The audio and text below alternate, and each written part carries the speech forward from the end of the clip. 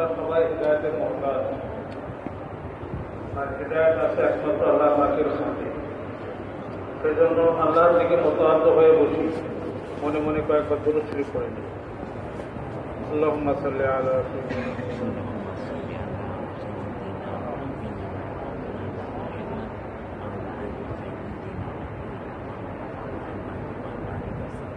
আলহামদুলিল্লাহ আলহামদুলিল্লাহ আলহামদুলিল্লাহ রাব্বিল আলামিন والصلاة والسلام على نبينا وحبيبنا ومولانا محمد وعلى آله وأصحابه أجمعين أما بعد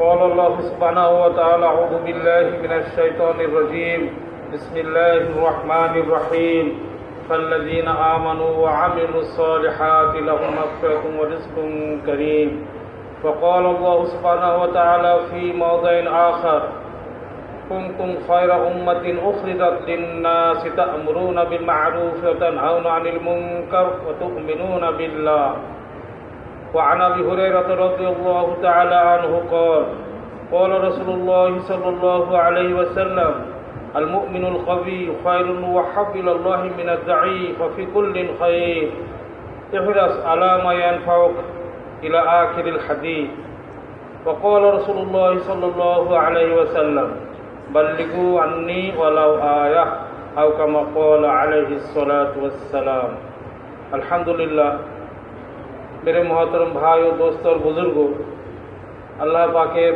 बहुत বড় এহসান, ফজল আর করম যে আল্লাহ তাআলা আমাদেরকে দ্বীনের নামে একত্রিত করেছেন, দ্বীনের নিসবতে একত্রিত হয়েছে। আমরা কোন দিন? যে দিন আল্লাহর কাছে সব থেকে দামি আর প্রিয়, ইন্নাদ দীনা ইনদাল্লাহিল ইসলাম। সেই দ্বীনে ইসলামের স্বার্থে দ্বীনে ইসলামকে সামনে রেখে আমরা একত্রিত হয়েছি যে কেমন করে এই দ্বীন ইসলাম আমার মধ্যে আসে, আমার ছেলে সন্তান, বিবি বাচ্চা, প্রতিবেশী, ভাই ব্রাদার, আত্মীয় স্বজন, সমস্ত দেশ, সমস্ত পৃথিবীর সমস্ত মানুষ যেন দ্বীন পেয়ে যায়, এই টার্গেট আর উদ্দেশ্যকে সামনে নিয়ে আমাদের আজ একত্রিত হওয়া হয়েছে। দোস্তার বুজুর্গ, এই একত্রিত হওয়া এই মজলিস ছোটোখাটো মজলিস না। আমরা বসে আছি আর আমাদের জন্য মাগফিরাতের দোয়ায় ফেরেশতারা লেগে গেছে। আমরা দেখতে পাচ্ছি না, কিন্তু রাসূলুল্লাহ সাল্লাল্লাহু আলাইহি ওয়াসাল্লামের কথার উপরে, ওনার হাদিসের উপরে আমাদের ইয়াকিন আছে, বিশ্বাস আছে। সেজন্য বলতে পারি আল্লাহ রাসূল ইরশাদ করেছেন যে সেই ফেরেশতারা বলতেছেন আল্লাহুম্মা গফির লাহুম ওয়ারহামহুম, আল্লাহুম্মা গফির লাহুম ওয়ারহামহুম। এই দোয়া করতেছে, আল্লাহ তুমি এদের মাফ করে দাও, এদের উপরে রহম করো, এদেরকে মাফ করে দাও, এদেরকে রহম করো। এই দোয়া চলতে থাকবে যতক্ষণ আমরা এখানে আছি। এই আমলের মধ্যে এই বয়ানের আমল দোস্ত, ফেরেশতারা বেষ্টন করে আছে, মাগফিরাতের ফয়সালা হবে, নেকিগুলো বাড়বে, গুনাহগুলো পরিবর্তন হয়ে ওগুলো নেকি হবে। অর্থাৎ গুনাহগুলিকে নেকির দ্বারা পরিবর্তন করে দেওয়া হবে সব কিছু মজলিসের শেষে। সেই জন্য মজলিসের শেষ পর্যন্ত আমরা সবাই জমে বসে থাকার চেষ্টা করবো ইনশাআল্লাহ। আর দোস্ত বুজুর্গ, পুরা দ্বীনের মূল মন্ত্র, পুরা দ্বীনের মূল জিনিস সেটা হলো ঈমান। আর সেটা হলো ঈমানের কালিমা লা ইলাহা ইল্লাল্লাহ। এটা হলো ঈমানের কালিমা, ঈমানের একটা বাক্য। এর মধ্যে রয়েছে সুরত, এর মধ্যে রয়েছে হাকিকত, এর মধ্যে রয়েছে শব্দ। লা ইলাহা ইল্লাল্লাহ বললাম, একটা শব্দ কানে শুনে নিল, এটা ইনদাল্লাহ মাতলুব না। আর একটা লোকে সুরত লিখে লিখে লা ইলাহা ইল্লাল্লাহ, ওটা লেখা, ওটা কলমের স্থান না।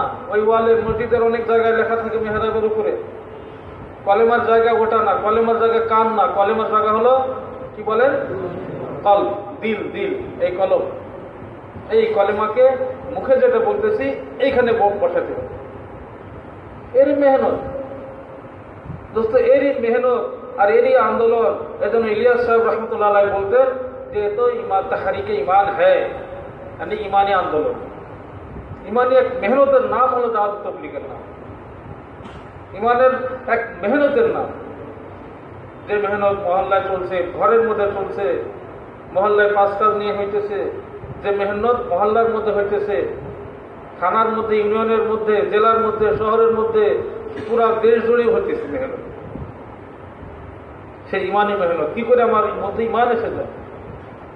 আমরা যে দরজায় আছি এটা আছে ইমান সবারই কাছে, আলহামদুলিল্লাহ, শুকর আদায় করি আলহামদুলিল্লাহ। কিন্তু আল্লাহ তাআলা নিজেই কোরআনে পাকের মধ্যে এক জায়গায় বলতেছেন, ইয়া আইয়ুহাল্লাযীনা আমানু আমিনু, ও ইমানওয়ালারা ইমান আনো। কেমন হলো কথাটা? ও ব্যবসায়িক ব্যবসা করো, ও তালেব ইলম ভালো করে পড়াশোনা করো, ও তো পড়াশোনার মধ্যেই আছে, তার মানে কি আরো ভালোভাবে করতে হবে।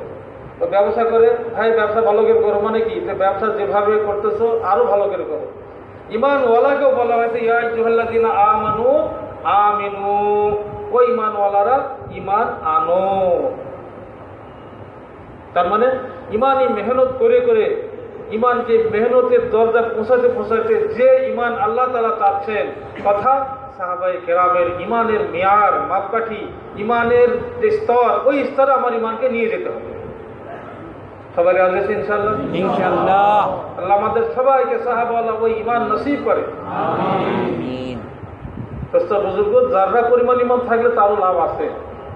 একজন ইমানওয়ালা, বিন্দু পরিমাণ ইমানওয়ালা, তার মূল্য কত জানেন? আসমান জমিন চন্দ্র সূর্য গ্রহ নক্ষত্র সব থেকে তার মূল্য বেশি। সুবহানাল্লাহ। তার দলিল একটা হাদিস, অনেকগুলো আছে, আমি এখন তো অনেকগুলো বলতে পারবো না, অনেকগুলো মুখস্থ নাই, যে কয়টা আছে সেগুলো বলা যাবে না, অনেক সময় লাগবে। একটা বলি, লা তাকুমুস সাআহ হাত্তা ইউকাল ফিল আরদি আল্লাহ আল্লাহ। রাসূলুল্লাহ সাল্লাল্লাহু আলাইহি ওয়াসাল্লাম ইরশাদ করেছেন, ওই ততক্ষণ পর্যন্ত কিয়ামত হবে না যতক্ষণ পর্যন্ত এই জমিনের বুকে এক ব্যক্তি, একজন আল্লাহ আল্লাহ বলনেওয়ালা থাকবে। সুবহানাল্লাহ। তো বোঝা গেল যে ওই এক ব্যক্তির কারণে আসমান, সাত জমিন, সমস্ত নিজাম সব ঠিক আছে, সব ঠিক থাকবে। আর যেদিন ওই একজন ইমানওয়ালাও থাকবে না, সেদিন আল্লাহ তাআলা আসমান জমিন চন্দ্র সূর্য কিছুই রাখবেন না। ইসরাফিল আলাইহিস সালাম সিংহায় হুকুম হওয়ার সাথে সাথে ফুঁক দিবেন। উনি কিন্তু সিংহা আল্লাহর হুকুম হবে, তারপরে রুমে যাবেন, তারপরে সিংহা নিবেন, তারপরে মুখে ধরবেন, তারপরে ফুঁক দিবেন, এমনটি নয়। সিংহা নিয়ে হাতে করে মুখে নিয়ে দাঁড়িয়ে আছে, এই হুকুম, এই ফুঁক, আল্লাহর হুকুম, এই আল্লাহর হুকুম হয়েছে, এই ফুঁ শুরু হয়ে গেছে। আর দোস্ত বুজুর্গ, সেই ফুঁক এমন একটা অবস্থা হয়ে যাবে, মানুষ সব ভুলে যাবে, দৌড়তে থাকবে পাগলের মতো। দুধ পিলানোয়ালি মা বাচ্চাকে বলে দুধ দিতেছে, বাচ্চা এইভাবে আছে, দুধ এইভাবে আছে, বেহুশ হয়ে গেছে, হুশ নেই, ফেলেছে, দৌড়াচ্ছে। একজন ব্যবসায়ী ওজন করতেছে, বাস দাঁড়িয়ে ভাবে আছে, হুশ নাই, চলে যাচ্ছে, দৌড়ে যাচ্ছে, খেলায় দৌড়চ্ছে। এক হাদিসের কিতাবের মধ্যে আসতেছে যে, কিতাবে আসতেছে যে ওজন করা হয়েছে, মাপা হয়েছে, এত গজ, এত মিটার, এই গজ, এই কাপড় হয়েছে, দাম এত, এই কাপড় দিচ্ছে আর ওই টাকা নিচ্ছে, বাসের মধ্যে দিয়ে ফিঙ্গা মুখ হয়ে গেছে, পাগলের মতো সব দৌড়াতে থাকবে, অথচ তারা পাগল না। দোস্ত বুজুর্গ, একটা ভয়াবহ অবস্থা হয়ে যাবে, সমস্ত আসমান জমিন আর কিচ্ছু থাকবে না, তারকা রাশিগুলো কই পোড়াকে ফুটে ফুটে পড়বে, সমুদ্রে আগুন জ্বলবে, জমিন তামার হয়ে যাবে, দুনিয়াতে কিচ্ছু থাকবে না, প্রথম ফুয়েতে সব শেষ, কেউ বাকি থাকবে না, না আমি, না আপনি, না রাখবেন না কেউ, কিচ্ছু নাই, সমস্ত আল্লাহর বলি ইজ্জতের জাত শুধু বাকি আছে। ফেরেশতারা তারাও শেষ, তারও ফেরেশতা সহ, আরশবাহী ফেরেশতা সহ 8 জন, কেউ নাই, শুধুমাত্র আল্লাহ তাআলার জাত বাকি আছে। ওই সময় আল্লাহ তাআলা খবর দিয়ে দেবেন, এক এলান দিয়ে দেবেন, আইনাল মালিকুল মুলুক, ও দুনিয়ার বাদশারা, কোথায় তোমরা, কোথায় বাদশা, এইখানকার বাদশা, ওখানকার বাদশা, ওখানকার দিয়ে সে কোথায়, সব কোন উত্তর নেই।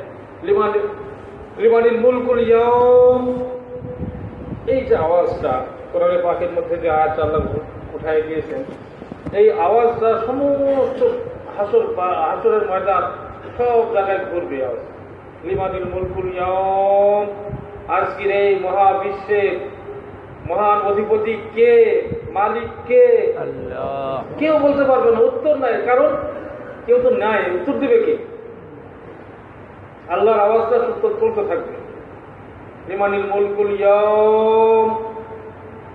আজকের এই মহাবিশ্বের বাদশাকে, রাজাকে কেউ বলতে পারবে না, উত্তর নেই। আল্লাহ নিজেই উত্তর দিবেন, লিল্লাহিল ওয়াহিদিল কাহ্হার, লিল্লাহিল ওয়াহিদিল কাহ্হার। সে মহাপ্রতাপশালী, মহাপরাক্রমশালী বাদশা, সে আল্লাহ রাব্বুল ইজ্জত নিজেই বলবেন যে হ্যাঁ একমাত্র আমার, আমার আগেও ছিল এখনো আছে, আমি একমাত্র বাদশা। আল্লাহ একমাত্র বড়, আল্লাহু আকবার, ওর থেকে আর বড় তো না। দোস্তার বুজুর্গ ভাইও, সেই ইমানি আন্দোলনের সাথে, সেই ইমান বানানোর মেহনতের সাথে আল্লাহ আমাদেরকে লাগায় রেখেছে। আলহামদুলিল্লাহ, এখানেও সেজন্য আসা। এই যারা পরিমাণ ইমানওয়ালা জাহান্নামে যাবে, আগুনে তাকে ধরতে যাবে, আর সে লা ইলাহা ইল্লাল্লাহ বলবে, আগুন নিভে যাবে, জ্বালাতে পারবে না। জাহান্নামের দারোগা, জাহান্নামের জামিন সাহেব, মালিক, সে বলবে তো ধরো, খুঁজিহি, পকড়ো ইসকো, पकड़ नहीं सकता। रेड होटल পড়বে লা ইলাহা ইল্লাল্লাহ, 3 বারের পরে আর চলবে না, মুখে মোহর মেরে দেওয়া হবে, তারপরে আগুনে জ্বালাবে। এরপরে এক পর্যায়ে গিয়ে আল্লাহ তাআলা আবার তাকে জাহান্নাম থেকে বের করে নিবে। কেন বের করলেন জানেন? ওই যে যারা পরিমাণ ইমান আছে সেটা, ওই ইমানটুকু যদি না থাকতো বের হতে পারতো না। ওই বের হবে, আবার সে জান্নাতে যাবে, 10 দিনের সময় জান্নাত ওই ব্যক্তি পাবে। আর আপনারা আমরা যারা দিনের মেহনতে লেগে আছে, আমাদের এই মতো যাররা কেন অনেক উঁচু তরকার ইমান হওয়া দরকার। উঁচু তরকার ইমান হাসিলের জন্য আমরা এখানে এসেছি, গান মাল সময়ের কুরবানি লাগাইতেছি, মসজিদে 5 কাজ করতেছি, টাকা আসলে লব্বাই করে দৌড়াতে চাইতেছি, যাররা পরিমাণ ইমানের জন্য না দোস্ত। যাররা পরিমাণ থেকে বাড়ায়, মজবুত থেকে মজবুত সাহাবাদেরকে টার্গেট করে আমাদের দৌড়ধূপ চলতেছে। সুতরাং আপনাদের জন্য আরো সুসংবাদ বড় রয়ে গেছে, বড় রয়ে গেছে। দোস্তার বুজুর্গ, সেও জান্নাতে যাবে যে নাকি যাররা পরিমাণ নিয়ে যাবে। আপনারা যাররা পরিমাণ না, ইনশাআল্লাহ আল্লাহ আপনাদেরকে অনেক বড় জান্নাত দান করবে। আমাদেরকে আরো অনেক অনেক গুণ বাড়ায়, অনেক বড় জান্নাত দান করবে। কারণ কি জানেন? কারণ আমরা সাহাবাদের নকশায় মেহনতে আগে বাড়তেছি। সাহাবাদের নকশা তো আমরা তো মানুষ, জাহেল মানুষ, মূর্খ মানুষ, অত জানি না। তাহলে আমাদের তিনি যেনারা ওলামা হাজরাত রয়েছেন, আলমী সাদা, যে সমস্ত হাজরাতরা, মুরব্বীরা আছেন, সব ওলামা, ওনাদের ফায়সালা অনুযায়ী কাকরাইলে আসতেছে, কাকরাইল থেকে আমাদের মার্কাজে আসতেছে, এখান থেকে উনারা রেখেছে। এটা তো ওনারা তো সেই সাহাবাদের নকশাকে সামনে রেখেই সেখান থেকেই তো কাজের নিয়ম নীতি উসুল তরতিব সবকিছু নিতেছেন আর বাতলাইতেছেন। সুতরাং আমরা, আপনারা লেখাপড়া অত না জানলেও আমরা সাহাবাদের নকশায় মেহনত করতেছি। আর একটা হাদিসের কথা শুনে নেন, মান তাশাব্বাহা বিকওমিন ফাহুয়া মিনহুম। যারা যে কওমের সাদৃশ্য অবলম্বন করবে, যারা যে কওমের সাথে মিল রেখে, তাল রেখে তাদের মতো কাজ করবে, তারা তাদের দলভুক্ত হয়ে যাবে। সুবহানাল্লাহ। আমরা সাহাবাদের মতো কাজ করতে যাচ্ছি না বলে, কি বলেন? ওলামারা তো সাহাবাদের নকশা লক্ষ্য রেখে ওখান থেকেই উসুল, নিয়ম, নীতি, তরতিব সব কিছু বদলায় দিতেছে। যে উসুল কার গোজারে শুনে, এটা সুন্নত দলিল আছে, হেদায়েতের কথা সুন্নত দলিল আছে, নবী সাল্লাল্লাহু আলাইহি ওয়াসাল্লাম থেকেও আছে, সাহাবাদের থেকেও আছে। এই সবগুলো নিয়ম নীতি অনুযায়ী সাহাবাদের তরিকায় হইতেছে, রাসূলুল্লাহ সাল্লাল্লাহু আলাইহি ওয়াসাল্লামের পাঁচজনের তরিকায় হইতেছে। সুতরাং আমরা বলতে পারি নবী, রাসূল, সাহাবাদের সাথে আমাদের হাসর হবে। কারণ যারা কেউ বলতেছে খুশিরা মাআহুম, মান তাশাব্বাহা বিকওমিন খুশিরা মাআহুম। যে কওমের সাথে যাদের সাদৃশ্য হবে, তাদের মিল হয়ে যাবে কাজের, তাদের সাথে তার দলভুক্ত হবে, আর তাদের সাথে তার হাসর হবে। তাদের সুবহানাল্লাহ, আমরা সাহাবাদের, নবীদের দলভুক্ত হয়ে ওনাদের সাথে আমাদের হাসর হবে ইনশাআল্লাহ, ইনশাআল্লাহ। তাহলে বেড়া পার, তাহলে বেড়া পার। খালি লেগে থাকতে হবে দোস্ত। গমের দাম আছে, আছে না? গমের মধ্যে মাটি থাকে, ওই মাটিটার মূল্য আছে? হ্যাঁ আছে। কখন থাকে? যখন ওই গমের মধ্যে থাকে ওই মাটিটা, গমের দামই দাম। আর যখন গম থেকে আলাদা করা হয়, তখন ওই মাটিটা কেউ কিনবে না, বলবে ঢেলাকুলুপও করা যাবে না, এতটুকু মাটি ঢেলাকুলুপ করা যায়, এতটুকু বড় হলে না ঢেলাকুলুপ করা যাবে। তো দোস্ত, আমরাও যদি ওই মুরব্বীদের সাথে, সাহাবাদের ওই দলের সাথে দলভুক্ত হয়ে ওই মাটি হয়ে লেগে থাকতে পারি, ওই মাটির দামে, ওই গমের দামে আমাদেরও দাম হয়ে যাবে। আল্লাহ তাআলা পুরো সহজ পথ, নাজাতের পথ দান করেছেন। এখন আমাদের কিছু করণীয় আছে। একটা হাদিস আসতেছে, মান ক্বালা লা ইলাহা ইল্লাল্লাহ মুখলিসান দাখালাল জান্নাহ, যে ব্যক্তি ইখলাসের সাথে লা ইলাহা ইল্লাল্লাহ বলল, সে জান্নাতে চলে যাবে। সুবহানাল্লাহ। এখন প্রশ্ন হচ্ছে ইখলাস, ইখলাসের মতলব কি, মানে কি? আমরা তো বলবো সবাই যে আমরা তো 5 নম্বরে ইখলাস, তাই না? 6 নম্বরে 5 নম্বর কি ইখলাস। ইখলাস না আসলে তাসিন নিয়া। তো যাই হোক, তো ওই ইখলাসের মানে কি আল্লাহর জন্যই করা সবকিছু, এটাই তো আমরা 5 নম্বর শিখেছি। কিন্তু এক একটা শব্দ আরবি ভাষায় এক এক জায়গায় এক এক রকমের অর্থ আসে। এটা ভাষাবিদ, যেনারা ভাষার পণ্ডিত, তেনারা ব্যাখ্যা বিশ্লেষণ করবে, জানবেন। আমাদের অত জানার দরকার নাই। সাহাবারা ভাষা পণ্ডিতও ছিলেন, আবার মাতৃভাষাও ছিল, তারপরে ওনারা ইখলাসের শব্দের অর্থ নিজেরাই করেন নাই আল্লাহ রাজি খুশির জন্য না। ওনারা সঙ্গে সঙ্গে প্রশ্ন করতেছেন। কওয়ালা, সাহাবারা প্রশ্ন করলেন, ইয়া রাসূলুল্লাহ ওমা ইখলাসুহা, এই যে কলেমার মধ্যে যে ইখলাসের কথা বললেন, এই কলেমার মধ্যে ইখলাসের এর অর্থটা কি, মতলব কি?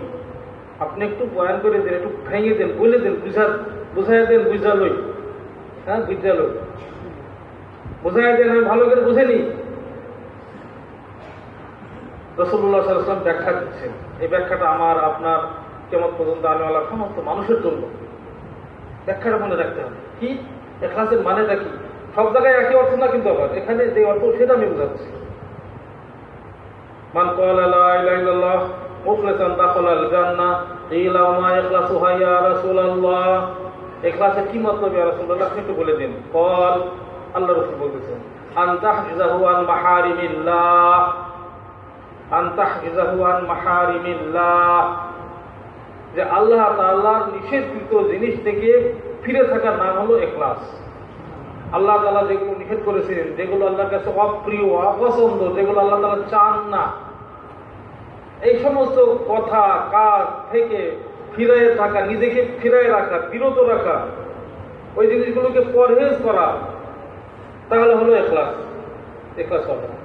আমি লা ইলাহা ইল্লাল্লাহ বলতেছি, আমার কলেমার মধ্যে ইখলাস আছে কি না আছে আমি নিজের থেকে অনুধাবন করতে পারবো, বুঝে নিতে পারবো যে আমার কলেমার মধ্যে ইখলাস আছে কিনা। কারণ আমি কলেমা বলতেছি, নামাজও পড়তেছি, আবার সুদ খায়, ঘুষ খায়, ওজনে কম দিই, আমার দৃষ্টির ব্যবহার মানে খেয়ানত করি, গায়ের মহরম মহিলার দিকে তাকায়, দৃষ্টি যেখানে তাকানো দরকার সেখানে না দেখে মাকে দেখলে, বাবাকে দেখলে হজের নেকি পাওয়া যায়, গোলামাদের দিদার করবেন, দর্শন করবেন, নেকি পাওয়া যাবে। কিন্তু এই দৃষ্টি যখন নাকি গায়ের মহরম মহিলার দিকে যাবে, তখন কি হবে বলে? খুব চুরি করে দেখবেন আপনি, তো যতই চুরি করে দেখেন আল্লাহকে তো ফাঁকি দেওয়া সম্ভব না। যত চুরি করে দেখেন, চোখকে ফাঁকি দেওয়া যায়? চোখকে ফাঁকি দেওয়া যাবে না, কারণ ওই চোখ দিয়ে তো দেখতেছেন। আর 3টা বড় বড় সাক্ষী, ব্যাখ্যা করা যাবে না, সময় কম আছে। 3টা বড় বড় সাক্ষী বলে দিই।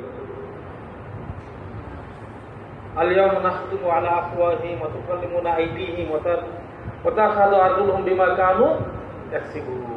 এটা সাক্ষী, আমার অঙ্গ প্রত্যঙ্গ সব সাক্ষী দিবে। তো চোখ একটা অঙ্গ না আমার, তো চোখ সাক্ষী দিয়ে দিবে আল্লাহর কাছে। তাহলে আমি কাকে চোরা গোপন করে আমি দেখতেছি চোখ দিয়ে, এই চোখ দিয়ে দেখতেছি গোপন করে, যাতে কেউ না দেখতে পায়।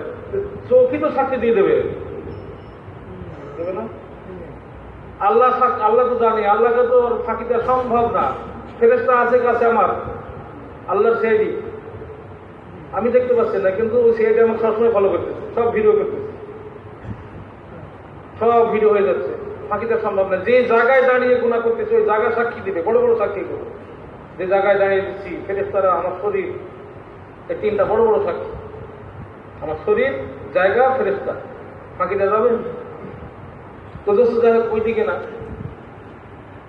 তো আল্লাহ তাআলা কলেমার মধ্যে যার ইখলাস থাকবে তাকে জান্নাত দান করবেন। রাসূল পাক সাল্লাল্লাহু আলাইহি ওয়াসাল্লামকে জিজ্ঞাসা করা হলে উনি উত্তর দিয়ে জানিয়ে দিলেন যে আন তাহফিজাহু আন মাহারিমিল্লাহ, আল্লাহ তাআলার অপ্রিয় কাজ থেকে নিজেকে ফিরে রাখো, বাঁচিয়ে রাখো। ওই কাজগুলো ছাড়ো যেগুলো আল্লাহ অপছন্দ করেছেন। এখন আমি যদি আল্লাহর অপছন্দনীয় কাজ করি, তাহলে বুঝতে হবে আমার কলেমার মধ্যে ইখলাস। বলেন ইখলাস নাই। এই ফতোয়াটা কে দিবে? মুফতি সাহেব? না, আপনাকে দিতে হবে। হুজুর আমি তো অত মুক্তি পড়িনি, আমি তো জানিনি ফতোয়া। এইটুকু তো জানেন যে এটা আল্লাহর অপছন্দনীয় কাজ। আর ব্যাখ্যা আল্লাহর অপছন্দনীয় কর্মসমূহ মুফতি সাহেব থেকে আরো জেনে নেবেন। যতটুক জানেন অতটুক তো আপনি ফতোয়া দেন নিজেকে, যে আমার কলেমা ইখলাস আছে কিনা, ইখলাস আছে কিনা, আমি কি মিথ্যা বলছি না। মিথ্যা বললে আল্লাহর অপছন্দনীয় হয়ে গেল, ধোঁকা দিলাম আল্লাহর অপছন্দনীয় কাজ হয়ে গেল, নামাজের মধ্যে অলসতা করলাম, গাফলতি করলাম, পড়লাম না, কখনো পড়ি কখনো ছাড়ি, এটা আল্লাহর অপছন্দনীয় কাজ না। জামাত তরফ করতেছি, অপছন্দনীয় কাজ না। আপনি যতটুকু জানেন ততটুকু হিসাবে তো ফতোয়া লাগান নিজের করে। এরপরে আরো ব্যাখ্যা জানতে হলে মুফতি সাহেবদের কাছে যান। দোস্তার বুজুর্গ, আল্লাহ তাআলার অপছন্দনীয় কাজ থেকে নিজেকে ফেরায় রাখা এটা হলো ঈমান। তাহলে বুঝতে হবে আমার কালেমার মধ্যে ইখলাস আছে। এই ইখলাসওয়ালা কালেমা যখন আমার মধ্যে থাকবে দোস্তার বুজুর্গ, তখন সাহাবাওয়ালা ঈমান পর্যন্ত পৌঁছা আমার জন্য সহজ হবে। মেহনতের মাধ্যম দিয়ে মেহনত করতেছি সারাদিন ধরে, ইমানি আন্দোলন, ইমানি দাওয়াত দিতেছি, মেহনত করতেছি, আবার নিজের আমলকে তো সুন্দর করতেছি। এমন না যে শুধু দাওয়াতই দিয়ে গেলাম আর নিজের আমলকে ঠিক করলাম না, নিজের ইখলাসকে ঠিক করলাম না, তা না। যখন নাকি এইভাবে আমার ইখলাস থাকবে কলেমার মধ্যে, এই কলেমা এত পাওয়ারফুল হবে, এত শক্তিশালী হবে যে আমি এখানে বসে লা ইলাহা ইল্লাল্লাহ, লা ইলাহা ইল্লাল্লাহ বলতেছি, আর এই কলেমা এই ঘরের ছাদ ভেদ করে, মেঘমালাকে ভেদ করে, সাত আসমানকে অতিক্রম করে, ভেদ করে চলে যাবে একদম আরশে আজিমে। আর আল্লাহ আরশে আজিমের সামনে যে নূরের সুতুন আছে, পিলার আছে, সেই পিলারকে হিলায় ছাড়বে। কারণ ওর মধ্যে পাওয়ার আছে। পাওয়ার কি? ইখলাসের পাওয়ার। পাওয়ার আছে। পাওয়ারটা কি? ইখলাসের পাওয়ার। ইখলাসের শক্তি ওর মধ্যে সংযোজন করা হয়েছে। এমনি একটা কার্তুজ, একটা গুলি, ওর মধ্যে পাওয়ার না থাকলে গুলি ছুটবে? গুলি ছাড়লে মাছিও মরবে না। কিন্তু যখন ওর মধ্যে পাওয়ার থাকে তো রয়্যাল বেঙ্গল টাইগারও মরে যায়। আমার কলেমার মধ্যে এরকম পাওয়ার আনতে হবে, পাওয়ারের অভাব। যখনই পাওয়ার এসে যাবে, ওই কলেমা এখান থেকে ছাড়তেছে, আর আরশে আজিম, আল্লাহু আকবার, সেই আজিম, সে আরশে আজিম, সেইখানে নূরের সুতুন, নূরের খুঁটি, নূরের পিলার, সেইটাকে নড়াইয়ে ফেলতেছে। আল্লাহ তো সবই জানেন, জানার পরে বলবে এই সুতুন লিমাযা তাতাহাররাক, উসকুত, সাকিন, থেমে যা, থেমে যা, কেন হরকত করি, কেন নড়াচড়া করি?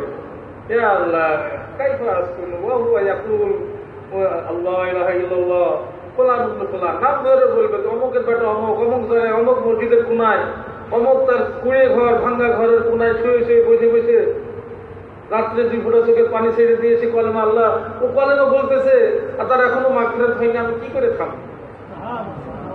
কি করে থামি? তো আল্লাহ তাআলা বলবে যা তুই থাম, আমি মাফ করে দিলাম। গুনাহ মাফ করায় থাকে, পাওয়ার হলো করেন।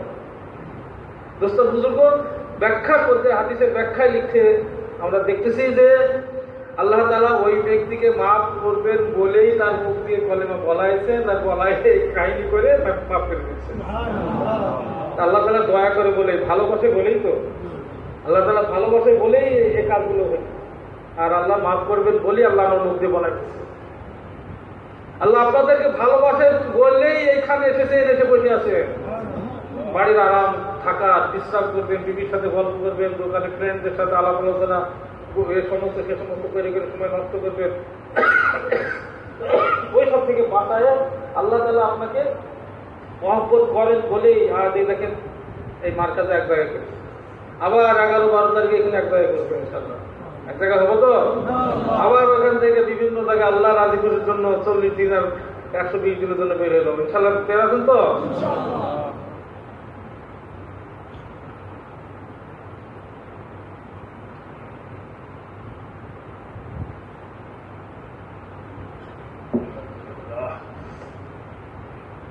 আলহামদুলিল্লাহ রাব্বিল আলামিন। তো দোস্ত, ভাই ও বুজুর্গ, এইভাবে যদি ইমানি মেহনত হইতে থাকে, ইমান আমার সুন্দর, আর ইমানের সাথে সাথে আমার আমলও সুন্দর, নামাজকেও সুন্দর করতে হবে, ইমানকে শিরিক মুক্ত করতে হবে। মুক্তাসার কথা হলো, ইমানের মধ্যে যে আক্রমণ করে সব থেকে বড় শত্রু, বড় দুশ্মন হলো, তাওহীদের বড় দুশ্মন হলো শিরক। আর শিরক 2 প্রকার, শিরকে জলি, শিরকে খফি, প্রকাশ্য শিরিক আর অপ্রকাশ্য শিরিক, এই সব ধরনের শিরক থেকে ইমানকে বাঁচাতে হবে। আর সব ধরনের শিরক থেকে ইমানকে বাঁচায়ে আবার ইমানকে নিয়ে যেতে হবে আল্লাহর সামনে পর্যন্ত। হাসরের ময়দানে যেদিন উপস্থিতি হবে আল্লাহর সামনে, সেদিন যেন আমি আমার ইমানটা নিয়ে যেতে পারি। দোস্তর বুজুর্গ, এর জন্যই মেহনতের সাথে লেগে থাকতে হবে আজীবন, যাতে ইমান শিরিক থেকে মুক্ত থাকে। কারণ দাওয়াতের মেহনতের দ্বারাতে শিরিক দূর হয়। ভাই ভালোভাবে কথা খেয়াল করবেন। মুরব্বী জেলা আপনারা, বাংলাদেশের মুরব্বী জেলা হলো ময়মনসিংহ জেলা। সেজন্য কিছু বড়দের কথা আপনাদেরকে শোনাইতেছি। আমার কিচ্ছু নেই, বড়দের কথা আপনাদেরকে শোনাইতেছি। ইমানের দুশ্মন হলো শিরক, আর এই শিরক থেকে ইমানকে মুক্ত করার হাতিয়ার হলো, অস্ত্র হলো, রেত হলো দাওয়াত। দাওয়াত মৌলানা ইউসুফ শাহ রহমতুল্লাহ বলতেন যে তোমার মধ্যে যদি তৌহিদ আনতে চাও তো দাওয়াতের মেহনত লাগাও, আল্লাহর একত্ববাদের দাওয়াত দিতে থাকো, তো আল্লাহ তাআলার একত্ববাদ তথা তৌহিদ আসবে আর শিরক দূর হবে। আর এইভাবে শিরক থেকে মুক্ত করলাম, এরপরে আজীবন মুক্তই রাখতে হবে। সেই জন্য দাওয়াতের মেহনতের সাথে আজীবন লেগেও থাকতে হবে। থাকবো তো লেগে? এলাকায় 5 কাজ করবো তো ইনশাল্লাহ। হ্যাঁ, যে 5 কাজ করবে, মোট টাকাটা পুরা করবে, মার্কাজে আসবে, সহকারী করবে, বাচ্চাদের চিল্লা নেশাব দিতেছে, ও তো লেগেই আছে আলহামদুলিল্লাহ। ও যদি মাটিও হয় তা গমের সাথে লেগে থাকার কারণ ওর মূল্য হয়ে যাবে। গমের দামি দাম, গমের দামি দাম। গম যদি 1300 টাকা মন হয়, আমি তো জানি না সঠিক, তো ওই মাটির দামও 1300 টাকা মন। ঠিক আছে না কথা? গমের দামের দাম লেগে থাকবে। এখন ইমান আমল সব সুন্দর। এই ব্যক্তি যতদিন দুনিয়াতে থাকবে আল্লাহ তাআলার রহমত, খায়ের আর বরকত সে পেতে থাকবে। মৃত্যুর সময় যখন ঘনিয়ে আসবে তখন তার মূল্যায়ন হবে। এখন তো গরিব মানুষ, ঠিক মতো খেতে পায় না, টাকা পয়সা ঠিক মতো পায় না, কাপড় ছেঁড়া কাপড় সেলাই করে করে পরে। অনেকে ছেঁড়া কাপড় পরে। দেখেন, ছেঁড়া কাপড় পরা সুন্নতের খেলাফ। ছেঁড়া কাপড় পরা সুন্নতের খেলাফ। হ্যাঁ, ছেঁড়া কাপড়কে আপনি সেলাই করে পরেন, এটা সুন্নত। আমি আমার উস্তাদ ইব্রাহিম দেওলা আমার বরাকা তোমার ফুজুদ ওনার থেকে সরাসরি শিখেছি, সবকে বসে বসে শিখেছি, সবকে বসে বসে শিখেছি। উনি বললেন যে মানুষ বুঝে না, ছেঁড়া আছে জামা, তো বলে তার সুন্দর চিন্তা করছে। ও সুন্দর চিন্তা করতেছে না, সওয়াল করতেছে, জামা কাপড় ছেড়ে গেছে দাও না। হাদিসে পাওয়া যাবে না যে আল্লাহ রাসূল ছেঁড়া কাপড় পরেছেন, পাবেন না। সেলাই করা, তালি দেওয়া, এগুলো পাবেন। ওমর রাদিয়াল্লাহু আনহুর জীবনীতে এইসব পাবেন, সাহাবাদের জীবনীতে এইসব পাবেন। সেলাই করেছে বা তালি লাগাচ্ছেন, পট্টি লাগাচ্ছেন, এ করছেন, সে করছেন, ছেঁড়া জামা নিয়ে ঘুরে বেড়াচ্ছেন, এরকম না। তো যাই হোক, আজ মূল্যায়ন নাই, সমাজে কেউ দাম দেয় না তাকে, কিন্তু যখন মৃত্যুর সময় ঘনিয়ে আসবে, আল্লাহু আকবার, বলে এদের মূল্য বেশি। হয়তো সাহাবার মধ্যে একটা ঘটনা আছে, একবার মজমার মধ্যে রাসূলুল্লাহ সাল্লাল্লাহু আলাইহি ওয়াসাল্লাম বসে আছেন, কিছু সাহাবাও বেশ কিছু আছেন, এর মধ্যে এক ব্যক্তি অতিক্রম করলেন। আপনারাও পড়েছেন, হিকায়াতে সাহাবার মধ্যেও আছে ঘটনাটা। তো রাসূলুল্লাহ সাল্লাল্লাহু আলাইহি ওয়াসাল্লাম জিজ্ঞাসা করলেন যে এই ব্যক্তি সম্বন্ধে তোমাদের কি মতামত? বলে, এই ব্যক্তি তো খুব ভালো, বড় সম্ভ্রান্ত ঘরের লোক, সে তো খুব দামি বংশ, তার প্রভাব প্রপার্টি অনেক বেশি, তার চেহারা শুনতে তার এ ভালো ভালো ভালো, সে কোথাও বিয়ের প্রস্তাব দিলে বিয়েও হয়ে যাবে, কারোর জন্য সুপারিশ করলে সুপারিশ মেনে নেওয়া হবে। শুনছেন না এই ঘটনা? আপনারা পড়েছেন। বলে চুপ থাকলেন আল্লাহ রাসূল, কথা বললেন না। এরপরে আর এক ব্যক্তি আছে, সেই ব্যক্তি বলে খুব জীর্ণ শীর্ণ লেবাস পোশাক, এরকম ছেঁড়া, তালি দেওয়া, সেলাই করা, গরিব মানুষ, তার কোনো সমাজে এরকম স্ট্যাটাস বা মান সম্মান, দাম, পরিচিতি এমন কিছুই নাই, বিশেষত্ব নাই। তো এমন এক ব্যক্তি অতিক্রম করতেছে। অতিক্রমকালে আল্লাহ রাসূল জিজ্ঞাসা করলেন, এই ব্যক্তি সম্বন্ধে তোমার কি ধারণা, তোমাদের কি ধারণা বলো? তো সাহাবারা বললেন, ইয়া রাসূলুল্লাহ, এই লোকটার চেহারাও ভালো না, লেবাস পোশাকও এরকম, আর বংশ অত দামি উঁচু বংশ না, সমাজের মধ্যে তার এমন কোনো প্রভাব, এমন কোনো নাম, স্ট্যাটাস এমন কিছুই নাই তার। কোথাও বিয়ের প্রস্তাব দিলে সেটাও গ্রহণ করা হবে না, কেউ মেয়ে দেবে না তাকে, মানে এক কথায় মেয়ে দেবে না তাকে। আবার কারোর ব্যাপারে সুপারিশ করলে সেটাও কবুল হবে না। তো রাসূলুল্লাহ সাল্লাল্লাহু আলাইহি ওয়াসাল্লাম বললেন, তো দেখো পূর্বের লোকটির মতো যদি পৃথিবী সব ভরে যায় তাহলে কিছু যায় আসে না, কিছু যায় আসে না, পরোয়া করেন না আল্লাহ তাআলা। আর এই ব্যক্তির মতো একটা ব্যক্তি, তার মূল্য আল্লাহর কাছে আছে। এই সমস্ত লোকের কারণে দুনিয়াকে আল্লাহ তাআলা টিকে রাখছে, দুনিয়ার সমস্ত নিজামকে ঠিক রেখেছে। জীর্ণ শীর্ণ ওই রকম আমরা গরিব মানুষ, আমরা এই গ্রামের বাড়ি, প্রত্যন্ত এলাকায় অঞ্চলে এলাকার থেকে আমরা যে আসছি, কেউ আমাদের নাম ধরে না, কেউ আমাদের চিনে না, চেহারাও ভালো না, রঙও ভালো না, বংশ পরিচয় অত উঁচু না, কিন্তু আল্লাহর কাছে আপনাদের মূল্য আছে। কার কাছে? আল্লাহর কাছে মূল্য আছে। বুঝুন, আল্লাহর কাছে যদি আপনার আমার মূল্য হয়ে যায় তো জানবেন যে বাস কাম হয়ে গেছে, কাজ হয়ে গেছে। আর যদি আল্লাহর কাছে মূল্য নেয়, আর দুনিয়ার সবাই মূল্যায়ন করলো, কোনো লাভ নাই। লা ইলাহা ইল্লাল্লাহ, মাখলুক কিছু করতে হবে না। এখন এইরকম ব্যক্তি মেহনত করতে করতে যখন নাকি মৃত্যুর সময় ঘনিয়ে আসতেছে, তখন কি হবে দেখেন?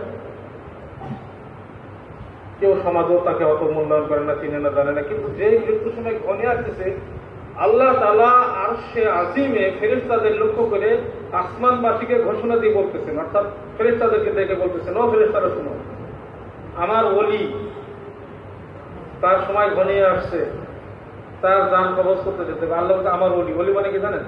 আমার দোস্ত, বন্ধু, আমার প্রিয় ব্যক্তি।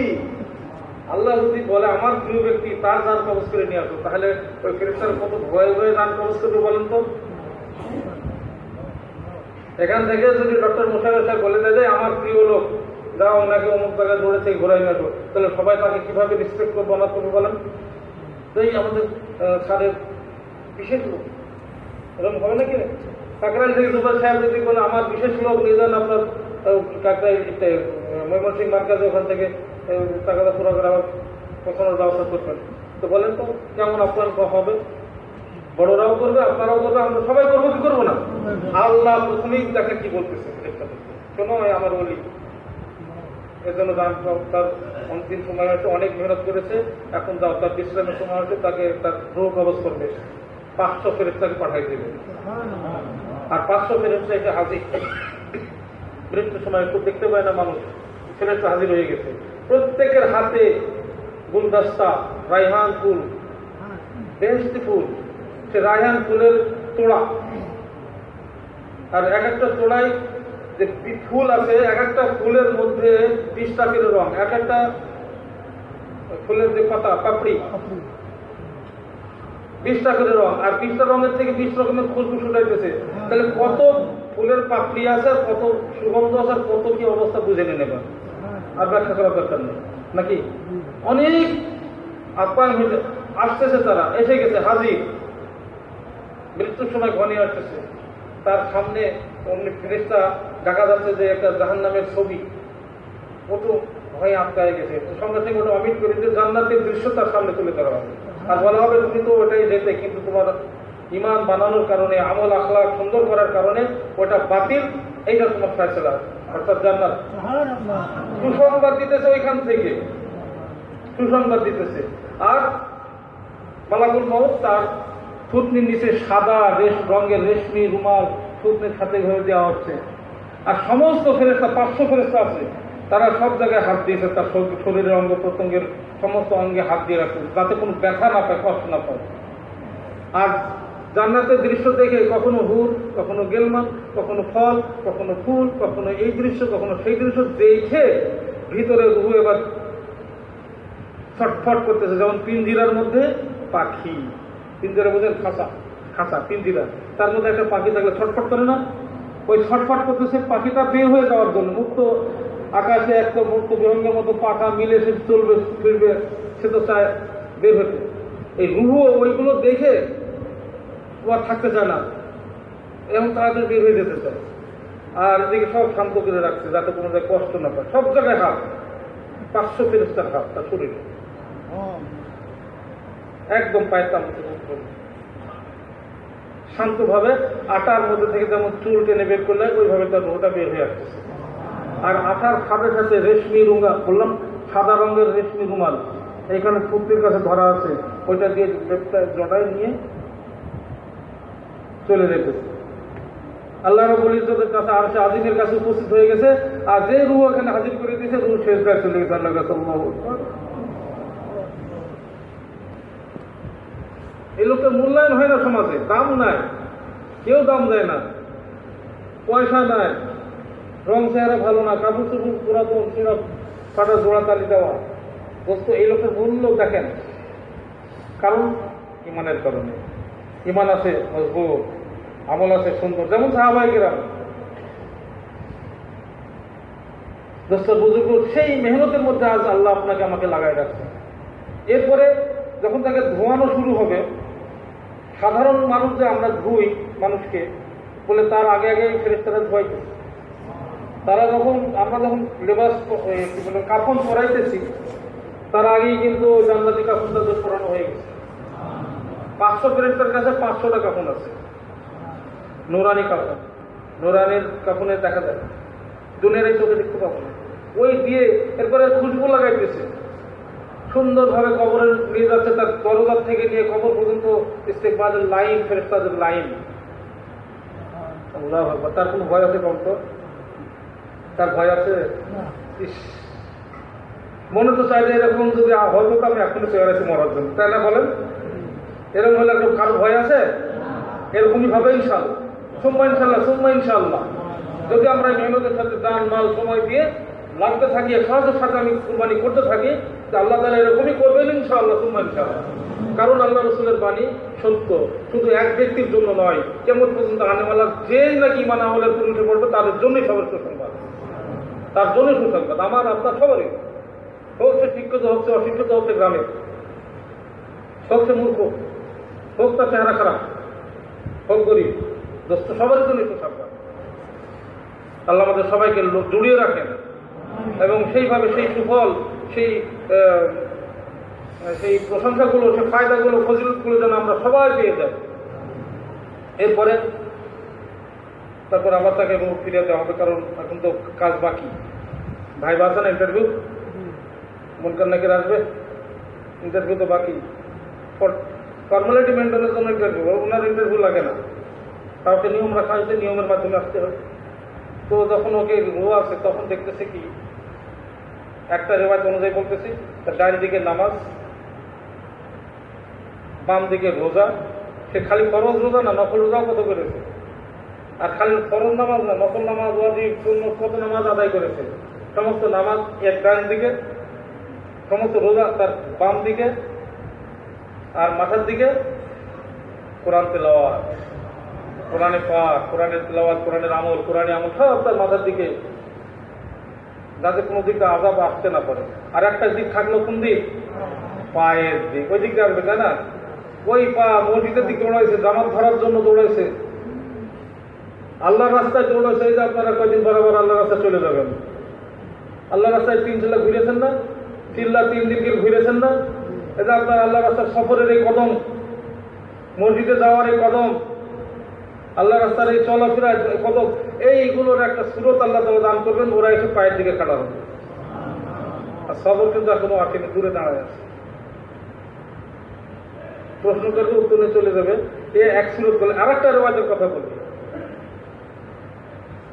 কোরআন যুবক সুশ্রী বেশে তার পাশে এসে থাকবে।